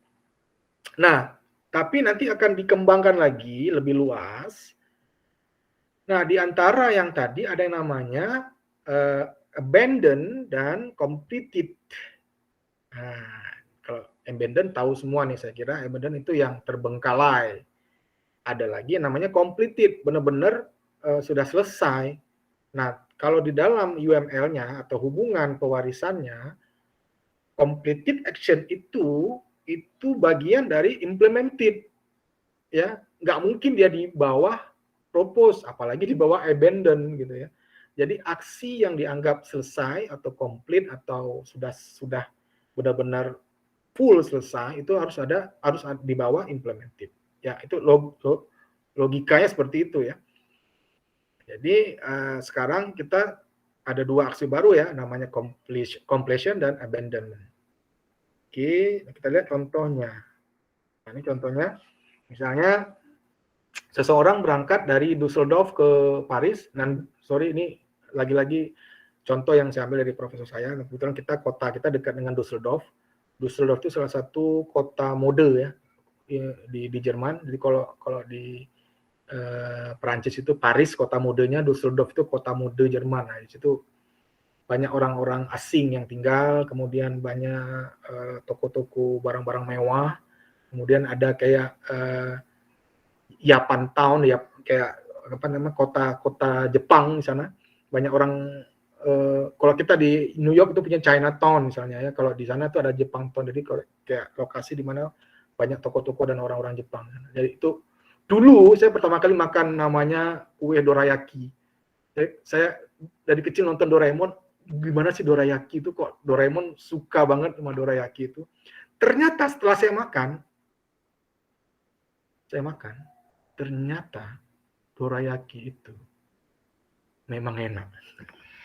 Memang enak, dia lembut sekali. Ya mungkin ada yang udah pernah makan bisa paham apa yang saya maksud dia. Kalau yang dorayaki asli itu ya, jadi mereka di sana tuh ada satu toko kue yang terkenal di Düsseldorf, itu punya orang Jepang. Jadi dorayaki yang dijual tuh memang dorayaki yang fresh, yang baru dibuat gitu ya. Dan dia dibungkus plastik kayak ya lazim kue-kue lainnya di sini plastik, dan itu memang rasanya betul-betul nikmat. Dan dia ada berbagai rasa ya. Ada rasa kacang hijau, daging, apa segala macam. Jadi kita bisa pilih. Ada yang original juga. Oke, so kok bisa ke situ ya? Karena Düsseldorf ya, sorry. Nah, ada seseorang berangkat ke Düsseldorf, dari Düsseldorf ke Paris. Sebenarnya Düsseldorf Paris itu kalau kita naik bis itu cuman berapa ya? 4 jam atau 6 jam mungkin. Nah, dia berharap akan tiba di Paris itu sekitar jam 9, tapi karena flight-nya delay, maka dia sampai jam 12 baru mendarat di apa namanya, di Paris. Nah, aksi yang dia lakukan ini itu dianggap komplit, selesai. Kenapa? Karena dia berhasil, memang tiba di Paris di hari yang sama ya. Cuma bedanya ada delay atau keterlambatan di situ, yang harusnya dia mendarat dari jam 9 itu tidak sukses ya. Dan propose action, dia ada propose action untuk sarapan di Paris, akhirnya abandon. Nah, ini ada aksi abandon, jadi dia batalkan ya. Nah, dia punya rencana awalnya mau kalau nyampenya pagi dia bisa paling nggak dia sarapan dulu lah di bandara, terakhir jam 12 nyampenya. Ya mau sarapan apa ya, makan siang aja sekalian, brunch itu.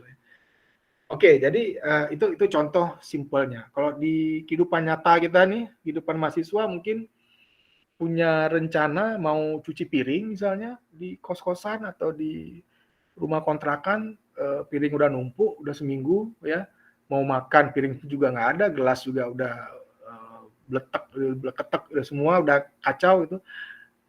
Ya rencananya ini mau nyuci itu rencana kan, completed, dicuci ya completed, abandon ya sesuatu yang kita rencana tapi nggak kita laksanakan itu abandon akhirnya. Ya udah terbengkalai aja di tumpukan tempat cuci piring gitu ya. Jadi itu abandon. Tapi kalau Anda nyuci rencananya jam 9 pagi baru nyucinya sore itu masih completed gitu ya, tapi ya abandonnya ya antara jam 9 sampai jam 4 sore itu abandon pekerjaannya ditunda aja, biarin begitu. Nah, itu yang membedakan atau pemahamannya seperti itu ya.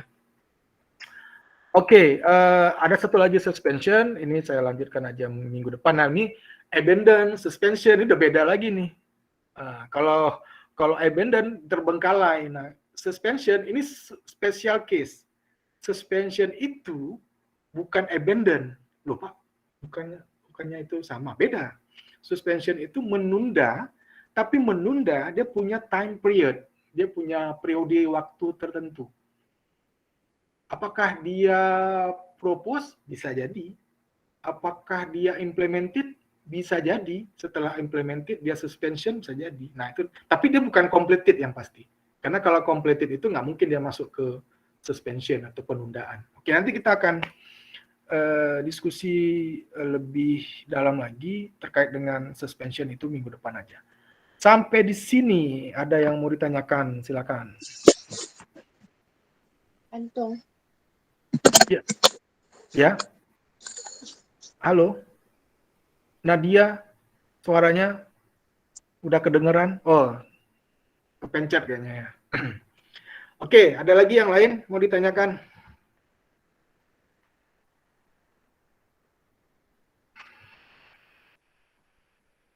Oke, sebentar saya izin minum dulu ya.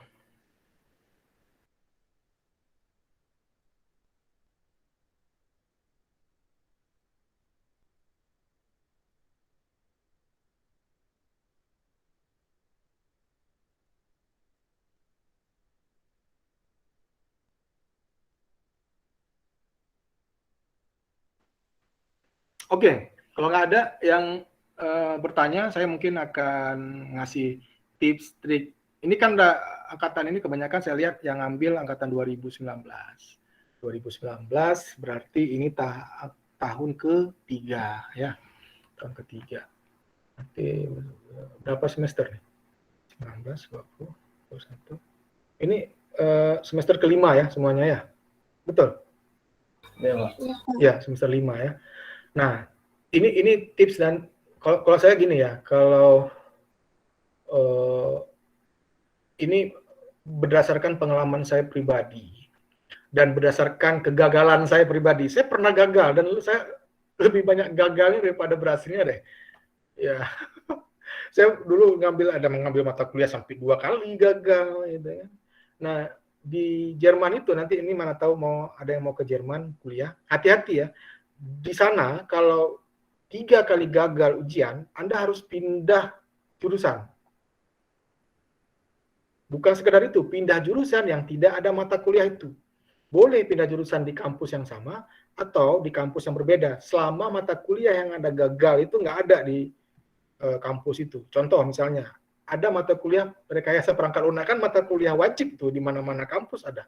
Di mana-mana jurusan, di mana kampus yang jurusan itu ada. Anda gagal itu, Anda keliling Jerman, masih ada mata kuliah itu, Anda nggak diterima.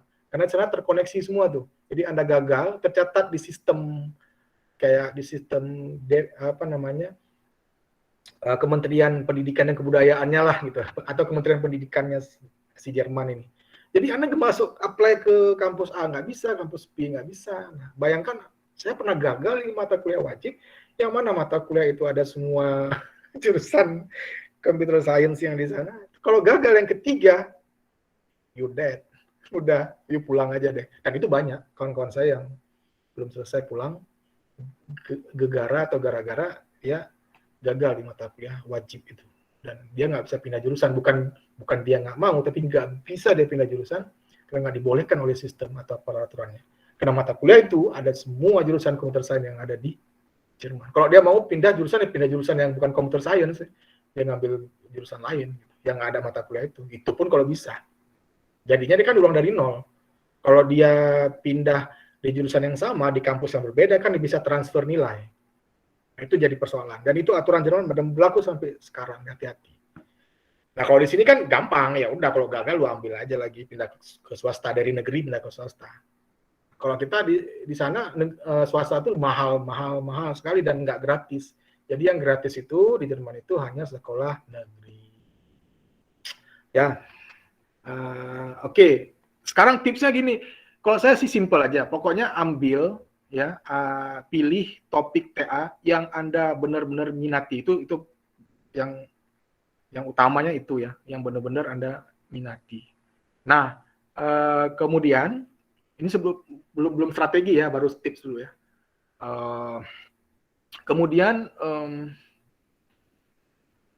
misalnya Anda minat di jaringan, ya silakan aja, ya, tapi Anda harus tahu dulu dan harus ada diskusi dengan dosennya mau jaringan mau bikin apa di topik ini, dan dosennya juga harus benar-benar bisa menjelaskan dengan detail gitu, jangan malah kita bingung dan ataupun dosennya belum tahu sama sekali mau buat apa gitu, itu yang nggak boleh. Tapi benar-benar harus ditanyakan dulu, Pak, Bu, saya mau ngerjain, kita akan ngerjain apa? Oh, si dosennya akan ngasih ini akan ngerjain. Oke, berarti kan udah ada arahan ya, udah terarah, itu satu.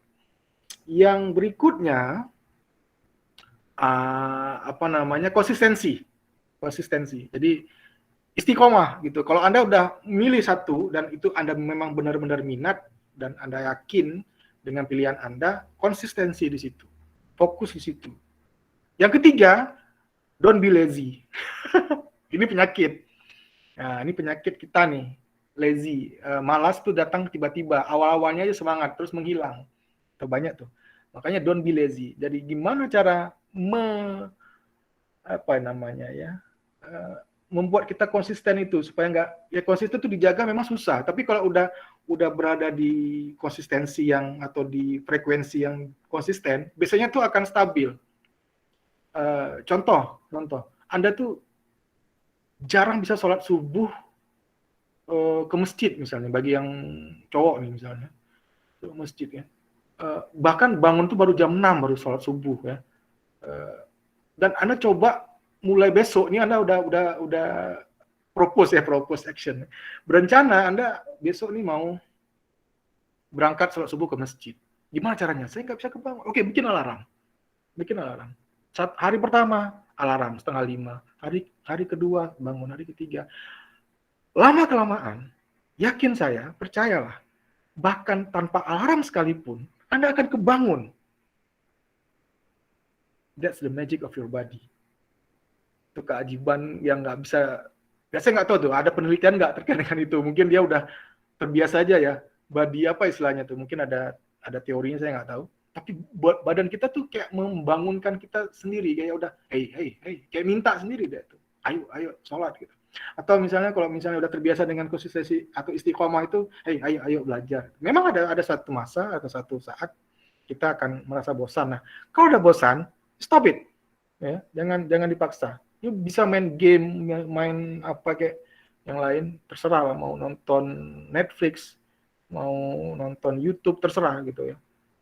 Reward yourself gitu ya. Jadi kasih jeda.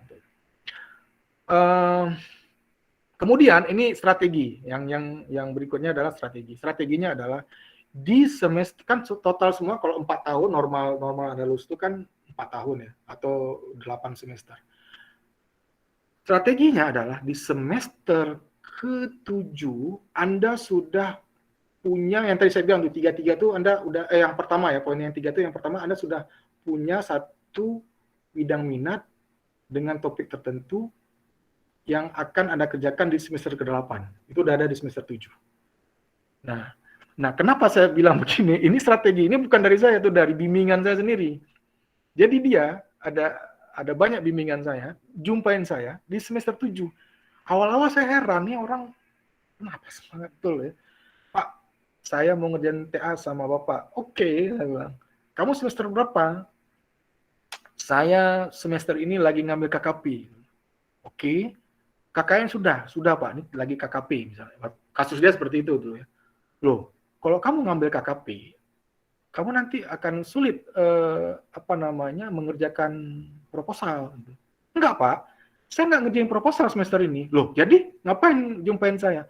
Saya mau diskusi dulu sama Bapak. Saya mulai ngerjain nyicil pelan-pelan. Oh gitu, menarik nih. Jadi dia ngerjain lah kan, dia selama KKP nanti ada waktu luang, dia email saya, dia WA. Dulu waktu sebelum masa pandemi ya, seminggu sekali atau 2 minggu sekali dia minta ketemu langsung untuk diskusi langsung. Kayaknya susah Pak, kalau via WA atau email Pak. Oke, saya buat janji sama dia, ketemu di kampus. Ternyata strateginya dia ngumpulin data, dia identifikasi masalah, dia mulai ngerjain proposal pelan-pelan ya, mulai ngetik, mulai buat bab 1. Nah, ini anak beda nih strateginya, dan itu bukan dia seorang, ada beberapa kawan angkatan dia juga buat kayak gitu. Akhirnya di semester 8 dia sudah punya proposal yang siap dinaikkan ke seminar atau siap diseminarkan. Jadi kita tinggal cari jadwal aja, cari dosen pembahas, daftarkan ke koordinator TA, tentukan dosen pembahas, cari jadwal, naik. Dan yang lebih uniknya lagi, ini kejadian sekarang ya, ini yang mahasiswa bimbingan saya, ada 4 orang, ada 4 orang yang belum seminar proposal loh ya, belum seminar proposal, tapi sudah ada hasil. Bayangin nggak tuh? Dan itu nggak dengan waktu seketika mereka udah dapat hasil. Mereka itu udah diskusi sama saya itu dari bulan 12 Desember tahun lalu 2020. Udah mulai diskusi. Pak, ada topik nggak Pak? Ada, saya bilang. Ini. Mau nggak? Aduh, ada paper nggak Pak? Ini papernya, ini baca. Ini TA mahasiswa yang, ini kan kalau saya kan kena project atau research project saya memang berkelanjutan ya. Jadi ya dia tinggal pelajari aja apa yang udah dibuat oleh kakak-kakak atau abang-abang lettingnya yang dulu, abang-abang angkatan yang dulu. Jadi dia baca-baca udah paham, oke. Pak, saya udah paham, oke. Fokus kita ini. Paper yang harus dibaca 1, 2, 3, 4. Oke Pak, nah baca dulu, udah paham, bikin resumenya, kirim ke saya. Oke Pak, dia kirim, resume, oke udah bagus. Kamu udah boleh ngerjain ini. Oke, tahapan pertama dikerjain. Jadi mereka udah mulai bereksperimen di kampus mereka buat. Tapi nggak nulis. Nah, mereka baru nulis itu ini September ya. Mereka baru nulis proposal itu ke Agustus. Yang dia tulis sudah dari kepala dia semua. Nah, selama ini dia secara secara teori mereka udah paham kita akan melakukan fokus dengan algoritma A, B, C. Mereka udah tahu. Bikin pendahuluan juga udah bagus gitu. Nah, ini sudah tahapan terakhir. Kita minggu ini akan tentukan insya Allah seminar proposal. Mungkin paling telat akhir bulan ini mereka sudah seminar proposal. 1 bulan kemudian, kita udah rencanakan nih, 1 bulan kemudian paling cepat. Malah mereka bilang, Pak, 2 minggu juga bisa nih seminar hasil. Nggak boleh, jangan. Saya bilang. Itu ada nilai-nilai kepatutan yang harus kita patuhi. Jadi ada kepatutan, nggak boleh juga jarak antara seminar proposal ke hasil. Walaupun paham saya, Anda sudah dapat hasil, tapi ya itu bagian dari strategi kita, tapi jangan terlalu expose banget gitu ya. Jadi ya udah kita coba tunggu 1 bulan sampai 1,5 bulan. Oke Pak. Jadi kita target di bulan 12 sudah sidang. Itu rencana kita. Dan mereka sudah ada hasil, serius, sudah ada hasil. Hasil yang didapat itu 80%. 80% dan bisa dipertanggungjawabkan secara ilmiah. Saya sebagai dosen pembimbingnya saya bisa pertanggungjawabkan itu secara ilmiah dan itu hasilnya bagus sekali. Jadi ada satu mahasiswa bimbingan saya, dia memperbaiki keakuratan algoritma yang sudah dibuat oleh kakak angkatan dia sebelumnya. Dia buat lebih akurat dengan algoritma yang sama. Ada yang buat perbandingan juga dengan algoritma yang berbeda dan lebih akurat. Itu sudah ada kelihatan hasilnya. Jadi alhamdulillah strategi dia berhasil. Jadi seolah-olah dia itu dari mulai naik seminar proposal sampai ke sidang di bawah 6 bulan gitu. Karena dia sudah nabung istilahnya. Kita itu sudah nabung pekerjaan dia yang banyak itu. Jadi seolah-olah orang lihatnya, ih cepat banget lulusnya. Padahal dia udah nabung sebelumnya. Dan orang nggak tahu dikala orang santai-santai tiduran, nongkrong-nongkrong di warkop, main game segala macam, dia udah nabung, dia udah diskusi sama dosennya. Padahal dia lagi KKP, lagi ngambil kuliah juga, tapi dia udah mulai ada ruang diskusi dengan calon dosen pembimbingnya dengan topik tertentu. Itu mungkin strategi yang bisa diterapkan. Ini belum telat ya, 2019 bisa semester depan ya, lihat dulu nih topik-topik mana yang menarik ya, yang kira-kira doable ya, bisa dikerjakan dalam waktu ya tadi saya bilang, walaupun kita secara teori itu sebenarnya sulit memang 6 bulan itu selesai mengerjakan TA, tapi dengan strategi yang saya bilang kita kill the time, kita curi waktu sedikit ya, kita go back, kita tarik sedikit aja, 1 semester aja atau setengah semester aja ke belakang atau 3 bulan sebelumnya, sebelum masuk semester 8 kita sudah punya planning tadi ya. Saya kira itu ya strateginya, mudah-mudahan membantu nih adik-adik mahasiswa supaya bukan mempercepat ya, supaya kita melakukan strategi aja. Baik, saya kira itu yang mungkin bisa saya sampaikan. Masih ada yang mau ditanyakan? Silakan. Ini bebas ya, pertanyaan bebas, nggak apa-apa, nggak sesuai dengan topik hari ini. Di luar topik juga silakan. Ada yang mau tanya? 1-2 pertanyaan saya buka. Silakan.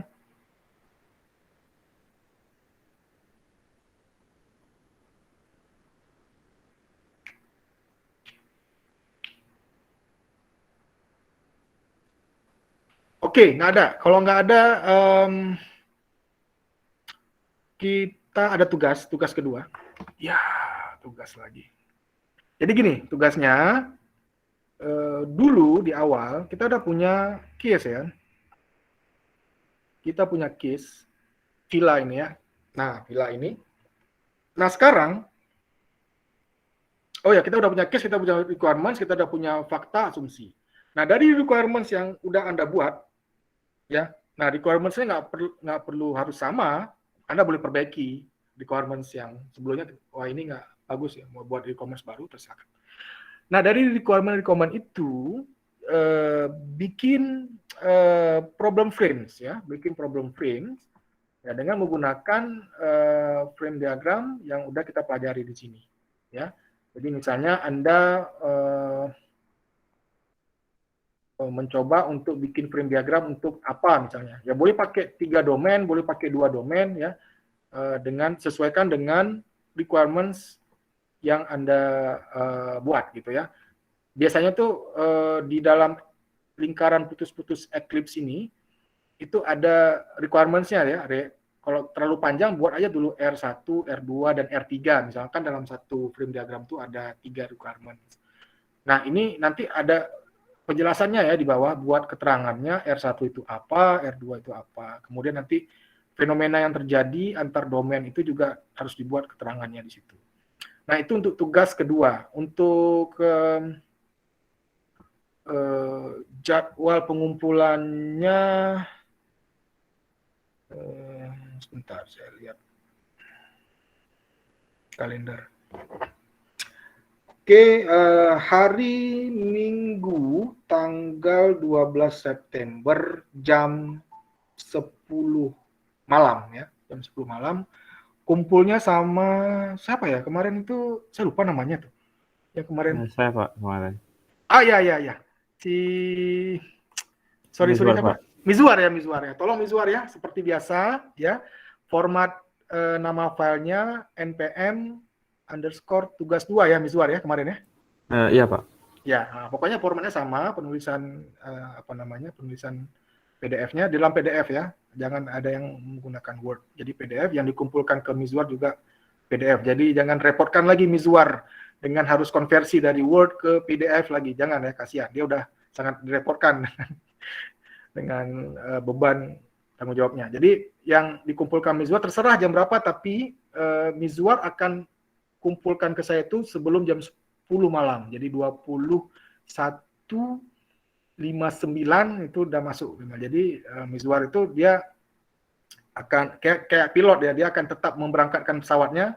Ada nggak ada penumpang, dia langsung dia akan kirim gitu ya. Jadi mohon untuk diperhatikan ya, terserah mau dikirimnya 1 hari sebelumnya atau 1 jam sebelumnya, itu terserah kalian. Ya, untuk yang mahasiswa PMM yang belum ada NPM atau NIM, untuk penamaan filenya NPM boleh digantikan dengan namanya ya. Jadi nama underscore apa, kalau namanya ada 2 kata suku kata atau lebih, underscore tugas 2. Saya kira itu. Ada pertanyaan terkait dengan tugas, silakan. Jelas semua ya? Oke. Di gambar boleh pakai apa aja ya, kalau gambar problem frame atau frame diagramnya boleh pakai apa, boleh pakai Word, boleh pakai ya tools drawing tools yang lain yang Anda punya, silakan ya, nggak mesti pakai UML ya. Saya nggak bilang pakai UML, malah lebih bagusnya jangan pakai UML dulu deh ya, pakai drawing tools yang biasa aja kan banyak tuh yang gratisan, atau pakai Word kan ada tuh kotak-kotak ya, sambung-sambung, garis, putus-putus, panah kan ada di Word semua. Jadi saya nggak menyarankan Anda memakai tools-tools yang kompleks untuk tahap awal ini. Yang saya nilai adalah pemahaman Anda terkait dengan penentuan requirements terhadap frame diagram apa yang Anda gunakan. Jadi Anda boleh menggunakan frame diagram yang juga ada di tabel setelahnya ya, itu ada yang 3 domain, itu boleh, itu malah lebih bagus ya. Anda bisa mengimplementasikan ini misalnya 3 domain 1 constraint, atau yang 3 domain 2 constraint misalnya, ya silakan aja. Ya itu malah lebih bagus ya. Jadi Anda dilatih untuk mulai dari sekarang mengerjakan atau melakukan dekomposisi problem dengan domain yang banyak ya, domain yang berbeda-beda.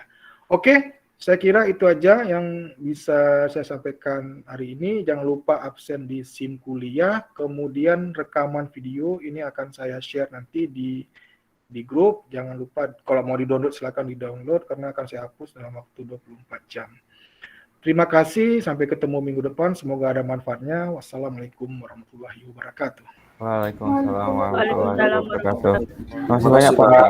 Ya, sama-sama.